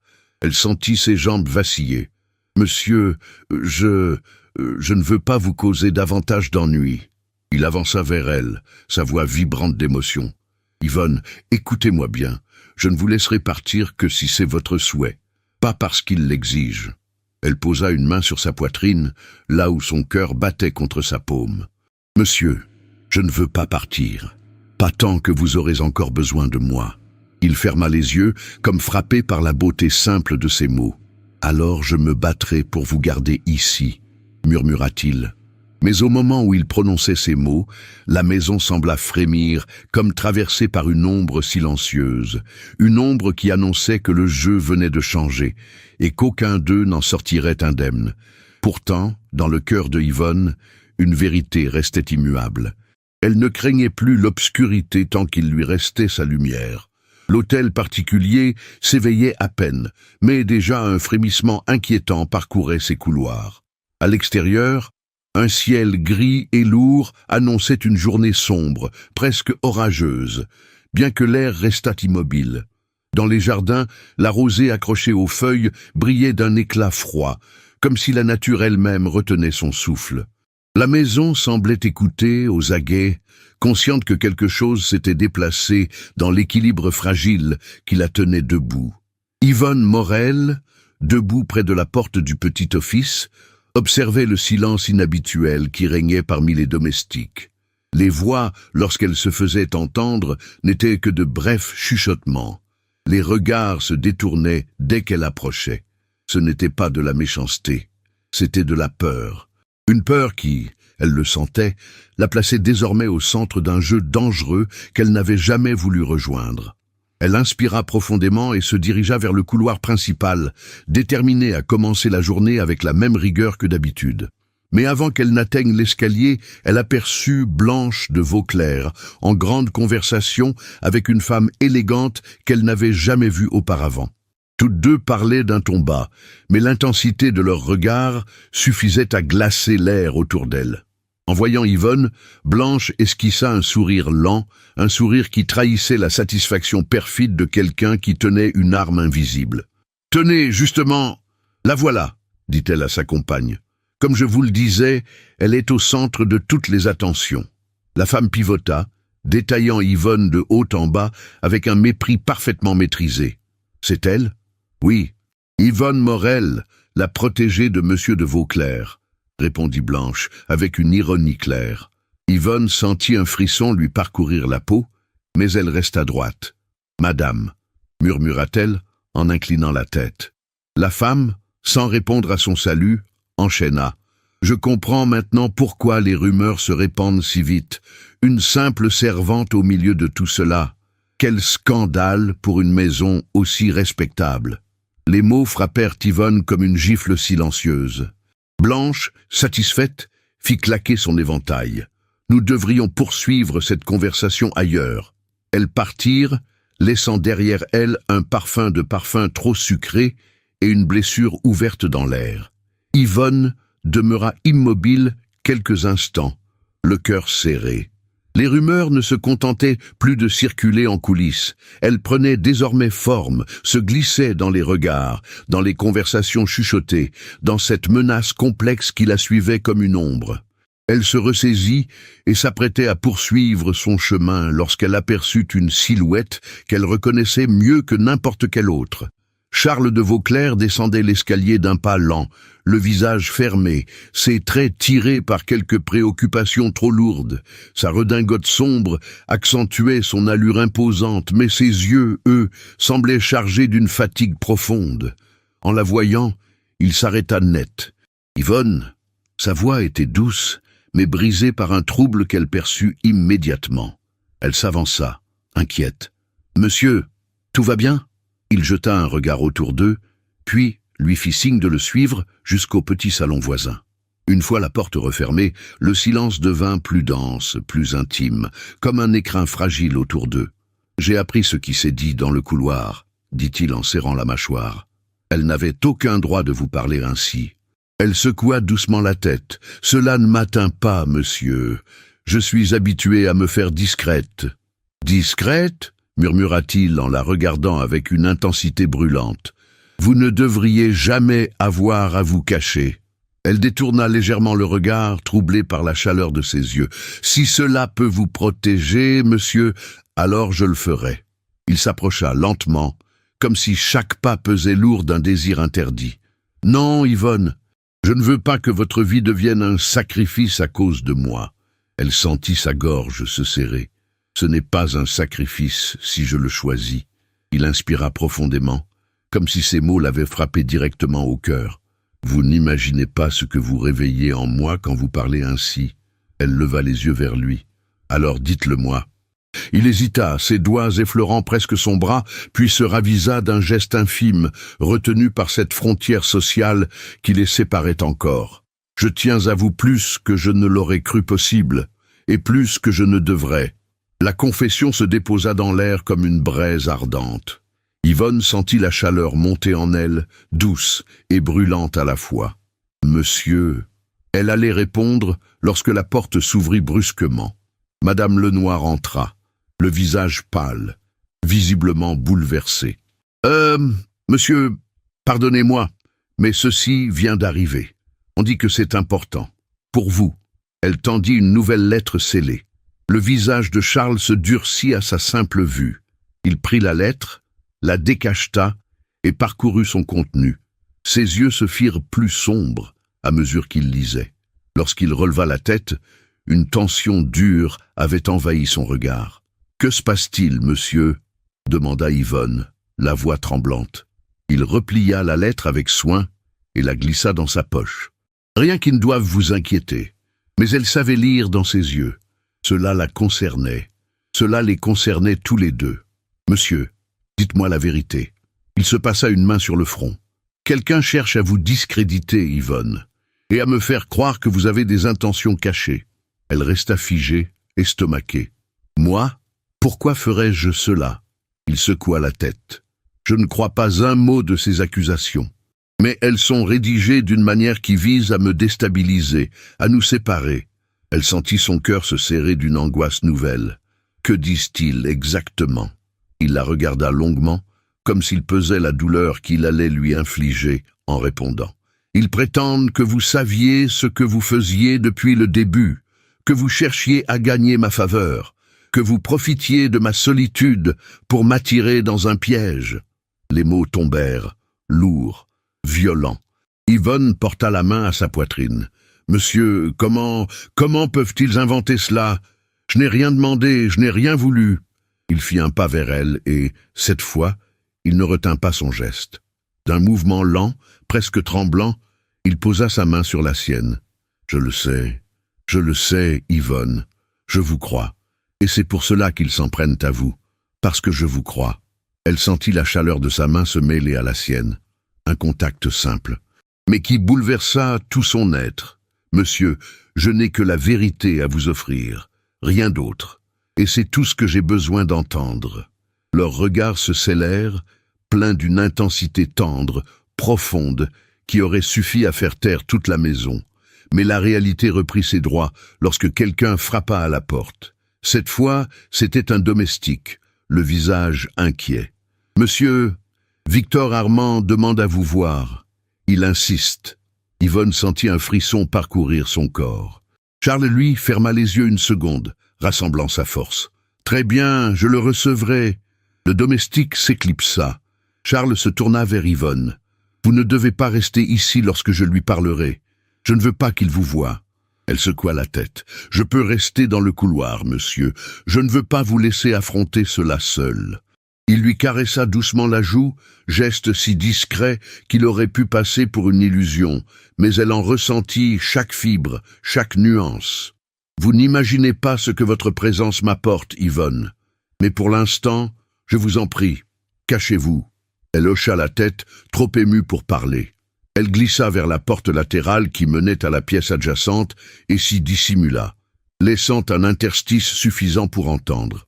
Quelques secondes plus tard, la voix glaciale de Victor Armand résonna dans la bibliothèque. « Charles, nous devons parler. Il est temps de mettre un terme à cette folie. » Le cœur d'Yvonne se serra. La bataille venait de commencer. Mais au milieu de la peur, une certitude brillait. Leurs mains s'étaient trouvées. Leurs regards s'étaient unis. Leur cœur avait déjà choisi. Le vent de l'après-midi soufflait contre les vitres de la bibliothèque, créant un murmure persistant qui accentuait encore davantage la tension qui emplissait la pièce. L'atmosphère semblait chargée d'électricité, comme si chaque souffle d'air annonçait un choc inévitable. La lumière du jour, voilée par les nuages lourds, filtrait à peine à travers les rideaux de velours, laissant dans la pièce une clarté pâle, presque mélancolique. Yvonne Morel se tenait immobile dans la chambre attenante, invisible derrière la porte entr'ouverte. Son cœur battait à un rythme désordonné, chaque battement résonnant dans sa poitrine comme un avertissement. Elle respirait avec difficulté, retenue dans cet espace étroit où l'air semblait s'amenuiser. Elle savait que Charles s'apprêtait à affronter Victor Armand. Elle savait aussi que, de cette confrontation, tout pouvait basculer. De l'autre côté, la voix de Victor résonna, froide et tranchante. « Charles, j'aurais voulu éviter de venir à ce point, mais tu ne m'en laisses pas le choix. » Charles se tenait devant la grande fenêtre, ses épaules droites, son regard tourné vers le jardin noyé de gris. Il semblait calme, mais cette tranquillité n'était qu'une façade. Sous la surface, quelque chose brûlait, intense, prêt à jaillir. « Que veux-tu » répondit-il d'une voix grave. Victor Armand fit quelques pas dans la pièce, son maintien hautain trahissant une confiance insolente. Sa redingote parfaitement ajustée, son sourire à peine esquissé et ses yeux brillants d'un éclat carnassier faisaient de lui une ombre menaçante dans cet espace clos. « Je veux te sauver de toi-même, mon cher. » Il marqua une pause, savourant chaque mot. La ville murmure, les salons bruissent de ton égarement. Et plus tu t'enfonces dans cette folie, plus tu perds de ton influence. Charles serra les poings. Si c'est de ces commérages inutiles dont tu veux me parler, tu perds ton temps. Je parle d'un scandale qui couve. Tout le monde sait déjà que tu protèges une servante avec une ardeur suspecte, une jeune femme qui, selon certains, t'aurait pris par les sentiments. La gorge d'Yvonne se noua, ses mains tremblaient. Elle ferma les yeux un instant, tentant de faire taire la panique qui montait. Charles répliqua d'une voix plus tranchante encore, « Cesse de parler d'elle. » Victor sourit, un sourire lent, dangereux. « Alors je touche juste. Tu vois, c'est précisément pour cela que je suis venu. Tu perds ton jugement. Une servante, une inconnue sans nom et sans valeur. Et toi, tu mets tout en péril pour elle. » Un silence pesant s'abattit. Charles tourna enfin le regard vers Victor, et Yvonne put ressentir même à distance la violence contenue qui émanait de lui. « Elle n'est pas ce que tu crois. »« Oh, j'en suis certain, » répondit Victor avec une ironie glaciale. J'imagine qu'elle te paraît pure, honnête, dévouée, une petite âme innocente tombée du ciel. C'est exactement ce qu'elle est. Les mots de Charles tombèrent avec une force tranquille, mais indiscutable. Victor éclata d'un rire bref. « Tu es aveugle, Charles. Tu t'attaches à elle parce que tu es seul, blessé et faible. Et elle utilise cette faille. » Beau, Charles fit un pas vers lui, ses yeux assombris. « Je t'interdis de l'accuser de la sorte. Tu ne sais rien d'elle, ni de ce qu'elle est, ni de ce qu'elle inspire. » Victor leva les mains, feignant l'innocence. « Très bien. Alors réponds-moi honnêtement. Quelle place veux-tu lui donner? Une servante ne peut entrer dans ton monde sans le détruire. Les gens te jugeront. Ils t'abandonneront. Et moi, je refuse de te voir tomber. » Charles inspira profondément, comme s'il tentait de contenir une vérité brûlante, prête à s'échapper. « Je me moque de ce que les gens pensent. Je me moque des apparences. Ce qui compte, Victor, c'est ce que je ressens. » Yvonne eut un sursaut. Ses mains se crispèrent contre sa robe. Elle sentit les larmes lui monter, silencieuses, intérieures, retenues par un souffle. Victor, lui, se figea avant de sourire d'un air triste. « Voilà, nous y sommes. Alors c'est vrai, tu t'es entiché d'elle. »« Je suis attaché à elle, oui, et je n'en ai honte ni devant toi, ni devant personne. » Victor secoua la tête. « Tu appelles cela un attachement. Moi, j'appelle cela une faiblesse. » Charles avança encore, sa voix devenant plus froide. « Je n'ai jamais été aussi fort qu'auprès d'elle. » Yvonne porta une main à sa bouche pour étouffer un sanglot silencieux. Ces mots étaient trop beaux, trop douloureux, trop réels. « Alors tu vas droit à ta perte, » murmura Victor. « Ah, cette jeune femme deviendra ta ruine. Je suis venu te prévenir une dernière fois. Éloigne-toi d'elle, coupe tout lien, renvoie-la si tu as encore un peu de lucidité. » La colère éclata enfin dans le regard de Charles. « Je ne renverrai jamais Yvonne. Jamais. » Victor resta un instant silencieux, surpris par l'intensité de la réponse. Puis il reprit. « Dans ce cas, je crains que ce qui vient ne soit inévitable. La lettre que tu as reçue ce matin n'est qu'un début. Il possède des informations, des documents, des témoignages. » Charles fronça les sourcils. « Quel témoignage ?» Victor se détourna, jouant nerveusement avec ses gants. « Je ne sais pas exactement. Mais j'ai entendu dire qu'ils cherchent à prouver qu'elle aurait manipulé la situation depuis le début, qu'elle aurait sollicité un poste ici avec un objectif précis. »« C'est faux !» s'échappa de la bouche d'Yvonne sans qu'elle puisse se retenir.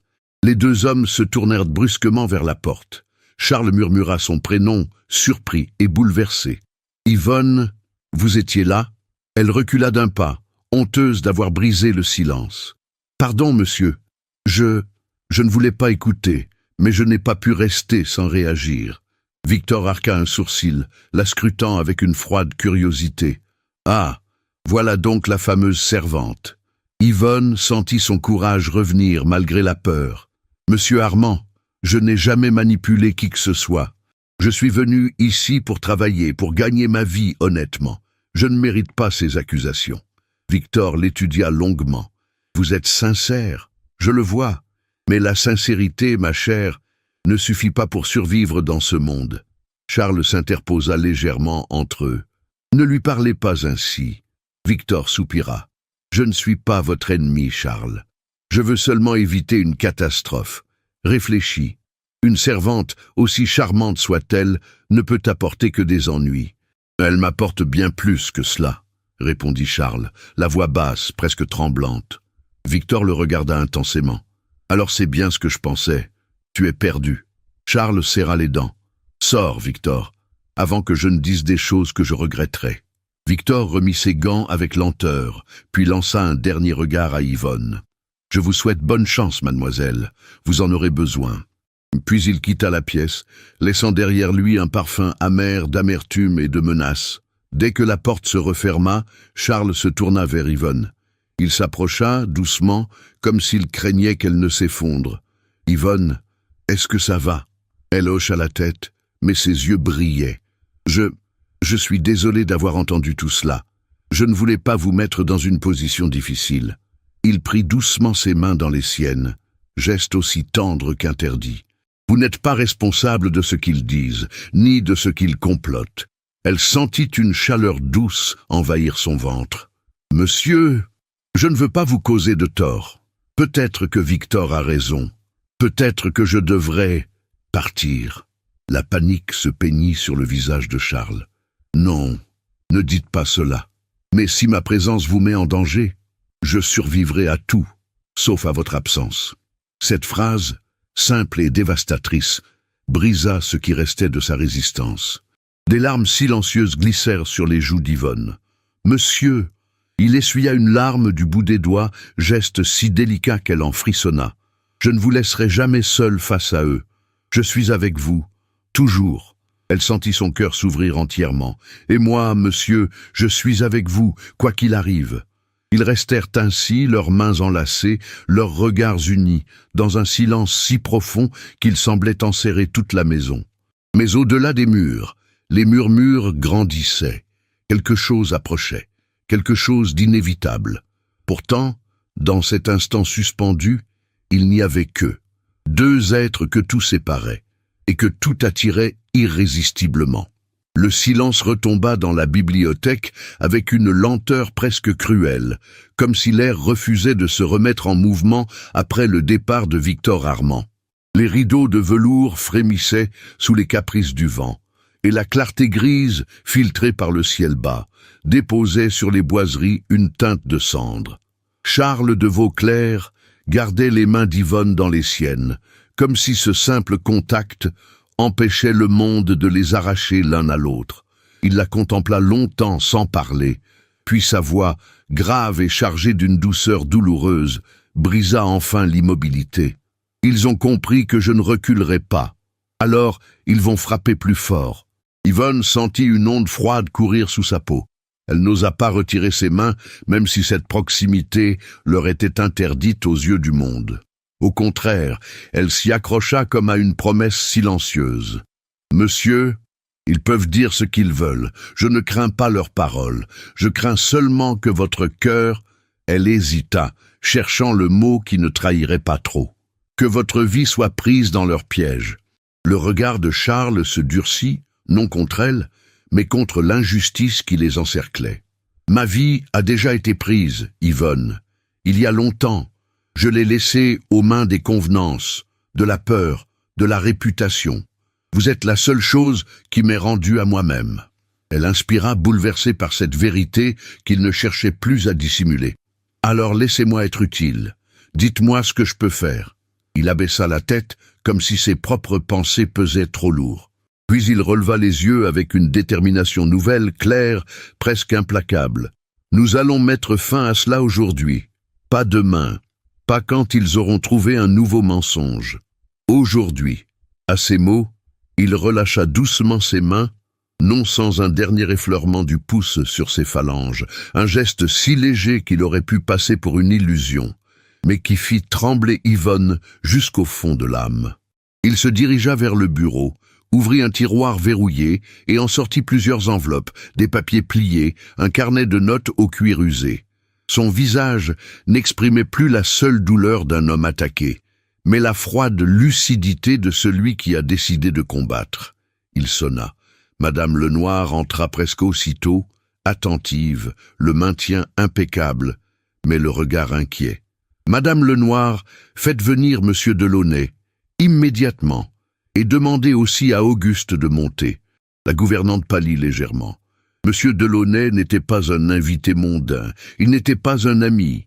C'était l'homme des actes, de la loi, du notariat et des signatures qui lient.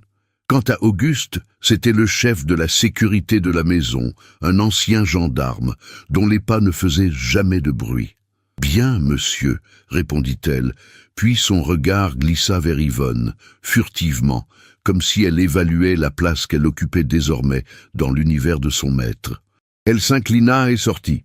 Charles fit quelques pas, s'arrêta devant la cheminée éteinte, puis se retourna vers Yvonne. « Je veux que vous restiez, non pour vous exposer, mais parce que toute la vérité vous concerne.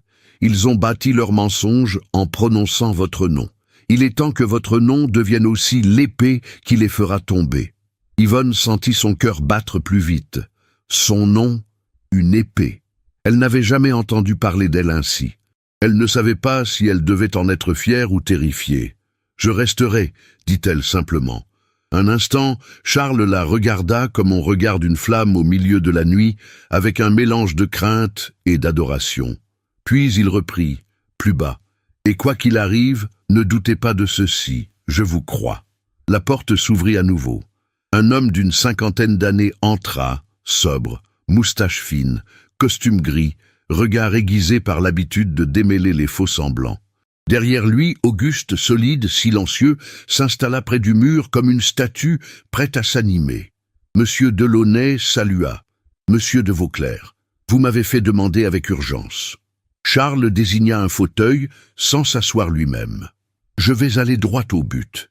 Depuis plusieurs jours, des lettres circulent, des menaces, des accusations visant mademoiselle Morel. Et je sais qui tire les fils. » Le notaire fronça légèrement les sourcils. Son regard se posa sur Yvonne, non pas avec mépris, mais avec une curiosité prudente, comme on observe une pièce centrale d'un jeu dont on ignore encore les règles. « Vous avez des preuves ?» Charles prit le carnet au cuir usé et l'ouvrit. « J'ai plus que des soupçons. J'ai des traces, des dates, des correspondances, et j'ai un témoignage. » Il inclina la tête vers Auguste. Le chef de la sécurité se redressa. « Monsieur, l'homme que vous avez chassé pendant le bal, celui qu'on appelait Lorrain, a été retrouvé ce matin dans un garni du quartier. Il tentait de quitter Paris. » Un frisson traversa Yvonne. Ce nom réveillait en elle une sensation de honte et de colère, la morsure de l'accusation lancée devant les invités. Charles, lui, ne cligna pas des yeux. Il a parlé, il a d'abord nié, puis il a compris qu'il ne sortirait pas de là par la force. Il a fini par dire la vérité. Il a signé une déclaration. Auguste tendit une feuille pliée. Charles la prit sans la lire tout de suite et la posa devant Monsieur Delaunay. Le notaire parcourut les lignes et son visage se referma à mesure qu'il avançait. Lorsqu'il releva les yeux, la tension avait changé de nature. Elle n'était plus une inquiétude diffuse, mais une certitude froide. Il affirme avoir été payé pour vous tendre un piège, et il nomme Victor Armand comme l'instigateur. Yvonne porta la main à sa poitrine, mais sa voix sortit malgré tout, claire et tremblante. Alors, c'était vrai. Charles se tourna vers elle, et ce regard-là la soutint plus sûrement que n'importe quelle promesse.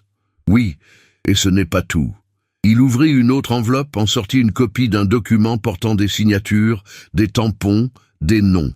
Puis, une autre feuille, où l'écriture imitait maladroitement une main féminine.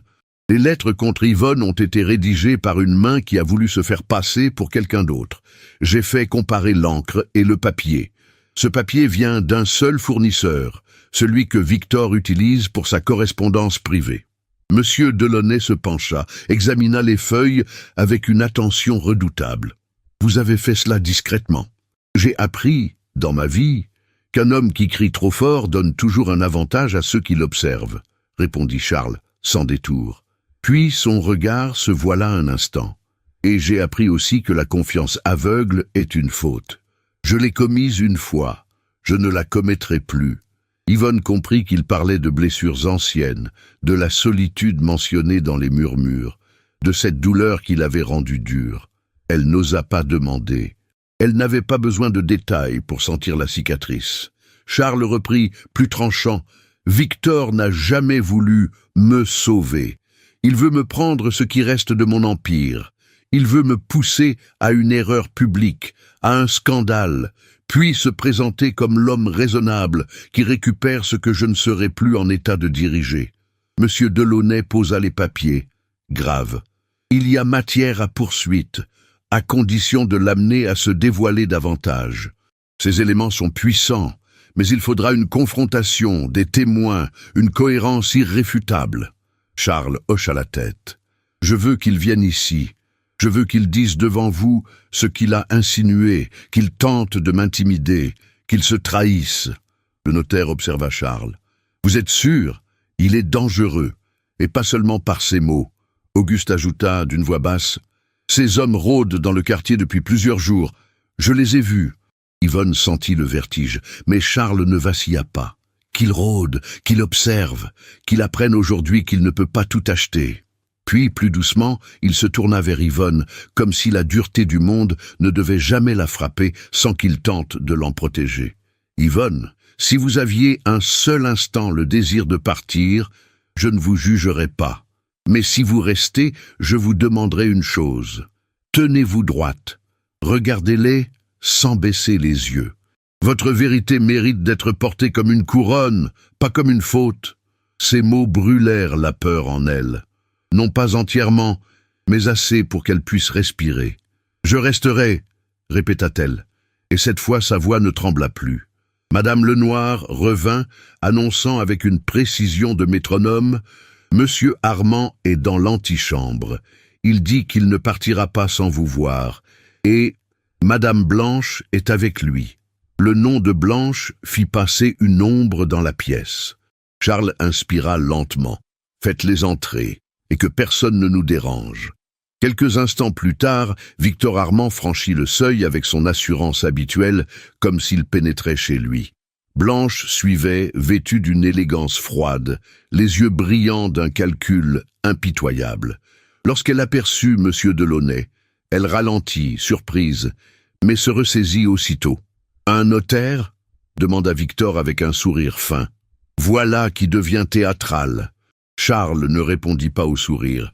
Il désigna calmement un fauteuil. « Asseyez-vous, Victor. Nous allons parler de choses très simples et très définitives. » Victor ne s'assit qu'à moitié, comme prêt à se lever à tout moment. Blanche, elle, resta debout, l'éventail immobile dans sa main. « Si c'est pour discuter de la petite domestique, » commença Victor, avec une nuance de mépris calculée. Charles leva la main. Le geste n'était pas violent. Il était absolu. Vous prononcerez son nom avec respect ou vous ne le prononcerez pas. Un silence glacial s'étira. Victor fixa Charles, puis, comme pour reprendre le contrôle, laissa éclore un rire bref. « Voilà donc où tu en es. Très bien. Nous sommes entre adultes. Tu sais ce que dit Paris, tu sais ce que cela te coûtera, et tu sais que je suis le seul à pouvoir étouffer ce scandale. » Charles s'approcha lentement, posa sur la table, devant Victor, la déclaration signée. « Alors lis, et dis-moi encore que tu peux étouffer quoi que ce soit. » Victor prit la feuille, lut une ligne, puis une autre. Son sourire s'éteignit, son regard se durcit. Blanche, derrière lui, s'inclina pour voir, et son visage se crispa d'une seconde de panique avant de se recomposer. « C'est un mensonge », lâcha Victor. Un domestique renvoyé est prêt à tout pour se venger. Auguste fit un pas, sans menace visible, mais avec une autorité qui suffit à rappeler la réalité. Il a été payé, et nous avons retrouvé sur lui la preuve du paiement, ainsi qu'une adresse où il devait remettre un message. Cette adresse mène à un bureau que vous louez, monsieur Armand. Victor posa lentement la feuille, comme si elle brûlait ses doigts. « Tu fais une erreur, Charles. Tu crois me piéger, mais tu ne comprends pas l'ampleur des forces en jeu. » Charles répondit d'une voix basse, d'une netteté terrifiante. « Je comprends assez pour savoir que vous avez franchi la seule ligne que je ne pardonne pas. Vous avez tenté de salir une innocente pour me briser. » Il se tourna vers M. Delaunay. « Monsieur, vous êtes témoin ?» Puis il regarda Victor droit dans les yeux. « Je vais vous poser une question. Et votre réponse décidera de la suite. Avez-vous ordonné que l'on écrive des lettres accusant Yvonne de manipulation et de perfidie? Avez-vous organisé une scène au bal pour la faire accuser? » Victor se redressa, la colère l'emportant sur son masque. « Et si c'était le cas ?» cracha-t-il. « Si je l'avais fait, ce serait pour te sauver d'une honte publique, pour t'empêcher de ruiner ton nom pour une fille qui n'a rien. » Blanche pâlit. Elle comprit trop tard que Victor venait de tomber dans le piège des mots. Le notaire, impassible, nota mentalement chaque syllabe. Auguste, lui, resta immobile, mais ses yeux s'aiguisèrent. Charles ne hurla pas. Il ne triompha pas encore. Il se contenta de dire, avec une froideur majestueuse, « Merci, c'est tout ce que je voulais entendre. » Victor cligna des yeux, comprenant soudain. Il tenta de se reprendre. « Tu joues à un jeu dangereux. » Charles se tourna vers Madame Lenoir, qui attendait près de la porte. « Faites prévenir l'inspecteur Martin. Qu'il vienne immédiatement avec 2 agents. » Blanche recula d'un pas. « Charles, tu ne peux pas... » Il la regarda enfin, et dans ce regard-là, il n'y eut ni douceur ni hésitation. « Blanche, je sais aussi ce que tu as fait. Les invitations, les murmures, les femmes à qui tu parlais dans les couloirs, les insinuations. Tu as entretenu le feu. Tu as cru que je m'agenouillerais devant tes peurs. Mais je ne m'agenouille plus devant rien, sauf devant la vérité. » Les lèvres de Blanche tremblèrent. Elle tenta un sourire.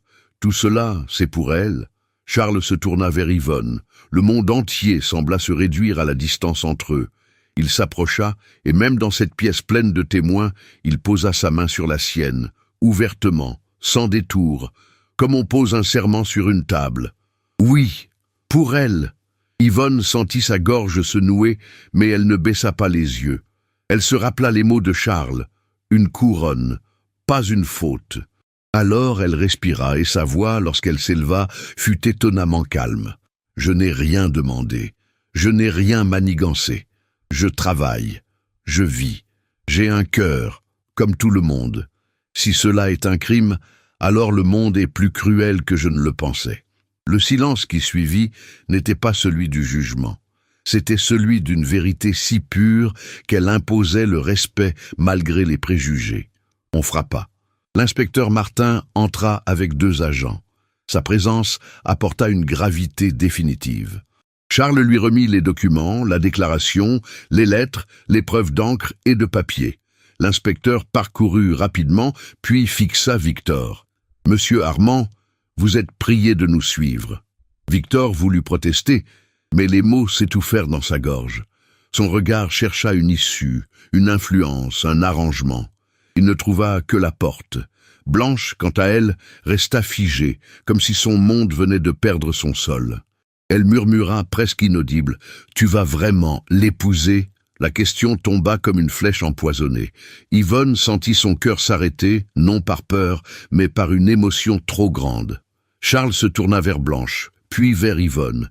Il n'y avait plus de masque sur son visage, seulement l'homme. « Je vais faire mieux que la défendre, » dit-il, la voix profonde. « Je vais la choisir. » Il se tourna vers M. Delaunay. « Monsieur, vous êtes ici pour acter ce que je vais dire. » Puis, devant la gouvernante, le notaire, le chef de la sécurité et même devant les derniers éclats d'orgueil de Blanche, Charles de Vauclair se plaça face à Yvonne. Il prit ses 2 mains, les enveloppa des siennes avec une délicatesse qui contredisait toute sa réputation d'homme de fer. Ses yeux sombres, d'ordinaire impénétrables, brillaient d'une vulnérabilité splendide. « Yvonne Morel, je n'ai pas le droit de vous promettre un chemin facile. Je ne peux pas vous garantir que Paris sera tendre, mais je peux vous jurer ceci, je ne laisserai plus jamais personne vous humilier, je ne laisserai plus jamais votre silence être pris pour de la faiblesse, et je ne laisserai plus jamais mon cœur se cacher derrière ma peur. » Un souffle tremblant échappa à Yvonne. Charles continua, plus bas, comme si chaque mot était une confidence déposée dans sa paume. « Je vous aime, pas comme un caprice, pas comme une distraction. Je vous aime comme on renaît, comme on retrouve la lumière après des années de nuit. Si vous acceptez, je veux vous donner mon nom, non pour vous enfermer, mais pour vous honorer. Je veux marcher à vos côtés, sans vous faire baisser la tête. » Yvonne sentit ses yeux s'embuer. Elle aurait voulu parler, mais aucun mot ne semblait assez vaste. Elle serra ses doigts autour des siens, comme pour s'assurer qu'il était réel, qu'il ne disparaîtrait pas au moment où elle respirerait trop fort. « Monsieur... Charles !»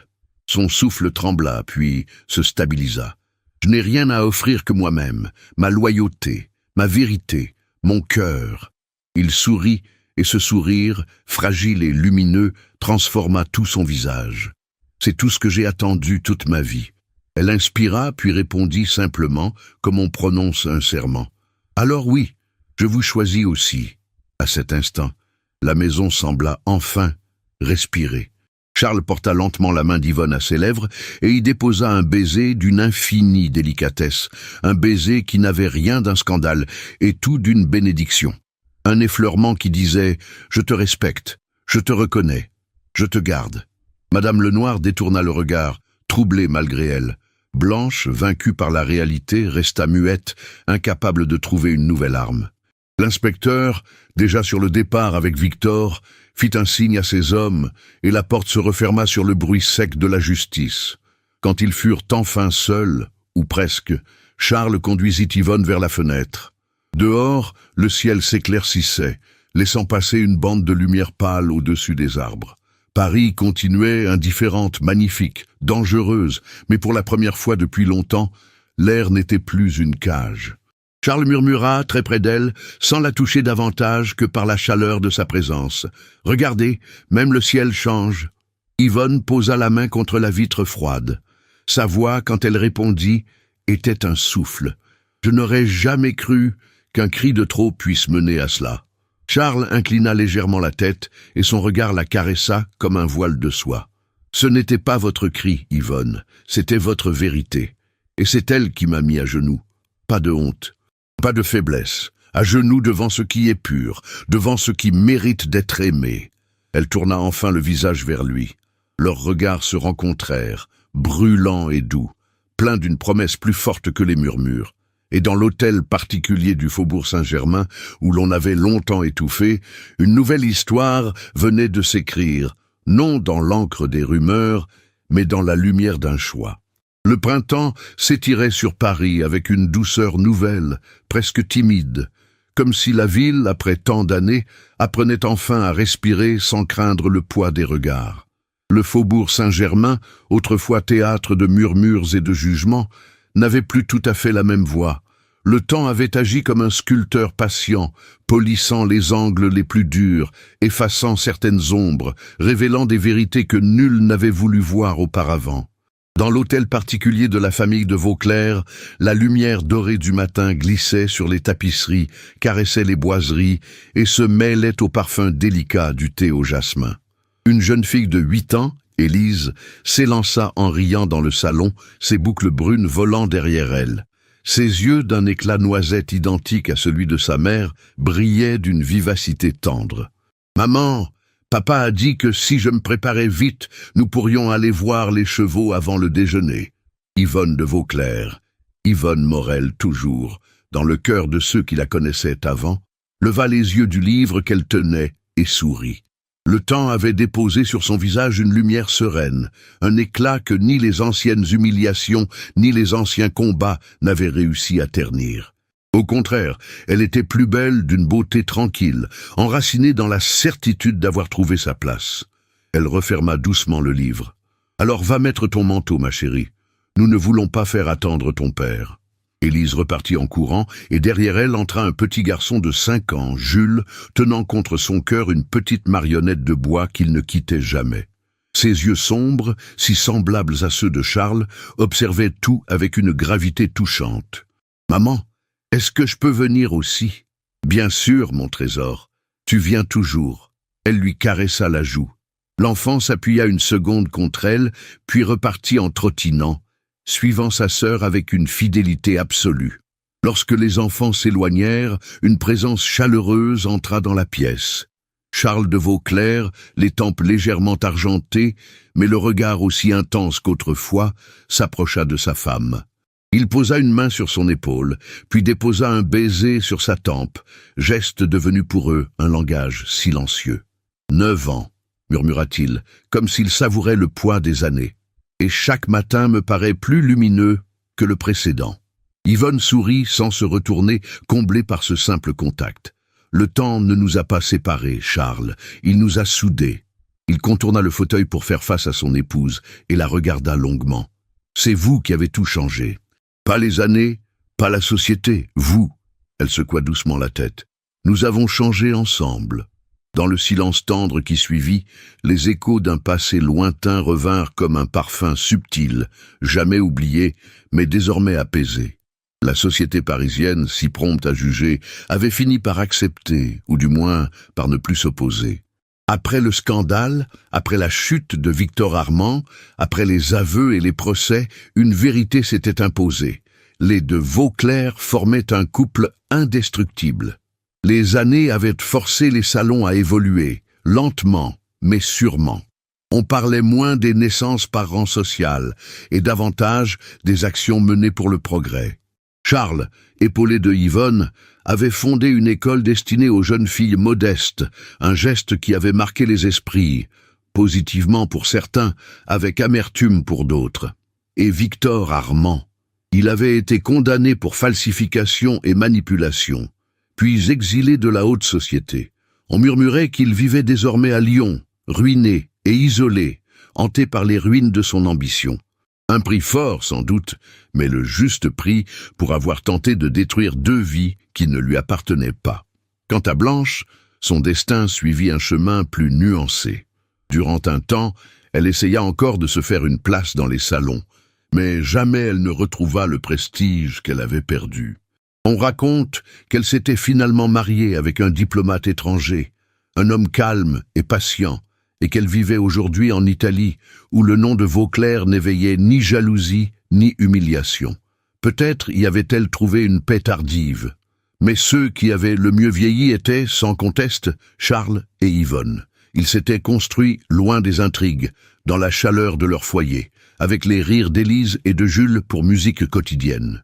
Le jardin, autrefois silencieux, s'emplissait à présent de jeux, de courses, de fleurs cueillies par de petites mains et offertes comme des trésors. Ce matin-là, alors que les enfants achevaient de se préparer, Charles prit les mains d'Yvonne dans les siennes. Les années n'avaient rien effacé de l'émotion qu'elle ressentait à ce geste. « Il y a une chose que je veux vous dire, Yvonne, que je ne vous ai jamais assez répétée. » Elle leva les yeux, attendrie. Il murmura, comme au premier jour, « Merci de m'avoir sauvé. Charles, c'est vrai, avant vous, j'étais un homme qui survivait. Avec vous, j'ai appris à vivre. » Elle posa une main sur sa joue. « Vous m'avez sauvé aussi. Nous nous sommes trouvés, voilà tout. » Il l'embrassa doucement, avec la même délicatesse que 9 ans plus tôt, dans cette bibliothèque où tout avait basculé. Le baiser était différent pourtant. Il avait la maturité de l'amour qui a tenu bon contre les regards, les blessures, les années. « Papa !» cria Élise depuis l'entrée. « Jules a mis ses bottes à l'envers. »« Ce n'est pas vrai !» protesta Jules. Charles et Yvonne échangèrent un regard complice, un rire au bord des lèvres. Ils se rendirent dans le vestibule, où les enfants les attendaient, impatients, maladroits, adorables. Charles prit Jules dans ses bras pour lui remettre ses bottes correctement. « Le monde est plus simple à ton âge, mon garçon. » Profitant, Yvonne aida Élise à fermer son manteau. « Ne cours pas trop vite, d'accord ? Je serai prudente, maman. Promis. » Ils sortirent à tous les 4 dans le jardin. Le soleil montait lentement, éclairant leur chemin de lumière douce. Paris, derrière les grilles, bruissait, vivante, indifférente, mais aujourd'hui accueillante. Charles prit la main d'Yvonne dans la sienne. Elle se serra contre lui tandis qu'Élise et Jules courèrent vers les écuries. « 9 ans, murmura-t-elle. « Et toute une vie devant nous, répondit-il. Puis ils avancèrent ensemble, leurs pas accordés, leurs cœurs encore plus proches qu'au premier jour. Car l'amour qu'ils avaient choisi, au milieu des tempêtes et des murmures, avait résisté. Il avait grandi, il avait triomphé, et à présent, il appartenait au temps. Il y a dans l'histoire d'Yvonne et de Charles une vérité que chacun de nous devrait garder au creux du cœur. L'amour ne demande ni permission ni pédigré pour éclore. Il naît là où 2 âmes se reconnaissent, parfois au milieu du tumulte, parfois contre toute logique, mais toujours avec une force capable de renverser les murs les plus anciens. Ce récit nous rappelle que la dignité ne se quémande pas, qu'elle se porte, même lorsque le monde tente de la froisser. Il nous murmure que le courage ne consiste pas à crier plus fort que les autres, mais à défendre ce qui est juste, même lorsqu'on se tient seul au milieu du silence. Il nous montre que l'on peut venir d'horizons différents, que l'on peut porter des histoires douloureuses, des cicatrices invisibles, et malgré tout construire un avenir où la tendresse a le dernier mot. Et surtout, il nous enseigne que l'amour véritable ne se contente pas de survivre au temps, il l'embellit. Si cette histoire vous a ému, inspiré ou simplement réchauffé le cœur, j'aimerais vous inviter à partager votre ressenti en commentaire. Dites-moi ce que vous retenez du chemin d'Yvonne, de la transformation de Charles ou du prix que certains m'ont payé pour leur choix. Vos mots construisent cette communauté bienveillante où chaque histoire trouve un écho. Pour savoir qui parmi vous a voyagé jusqu'à la toute dernière ligne, écrivez dans les commentaires le mot « lumière ». Un mot qui, vous le savez désormais, résume à lui seul l'essence de leur amour et de leur renaissance. Si vous souhaitez soutenir l'équipe qui travaille avec passion pour créer ces récits et les offrir au plus grand nombre, vous pouvez, si vous en avez la possibilité, envoyer un super thanks, merci, du montant de votre choix. Chaque geste, même le plus petit, nous aide à continuer ce travail qui nous tient tant à cœur. Et si vous ne pouvez pas contribuer financièrement, sachez que partager cette histoire avec une amie, une sœur, une mère ou toute personne aimant les romances d'époque est déjà une aide immense et profondément appréciée. Merci de tout cœur d'être resté jusqu'ici et de faire vivre ce rêve avec nous. Je vous invite maintenant à découvrir d'autres récits tout aussi passionnés et émouvants que je vous laisse dans les fiches. À très vite pour une nouvelle histoire qui, je l'espère, fera battre votre cœur tout aussi fort.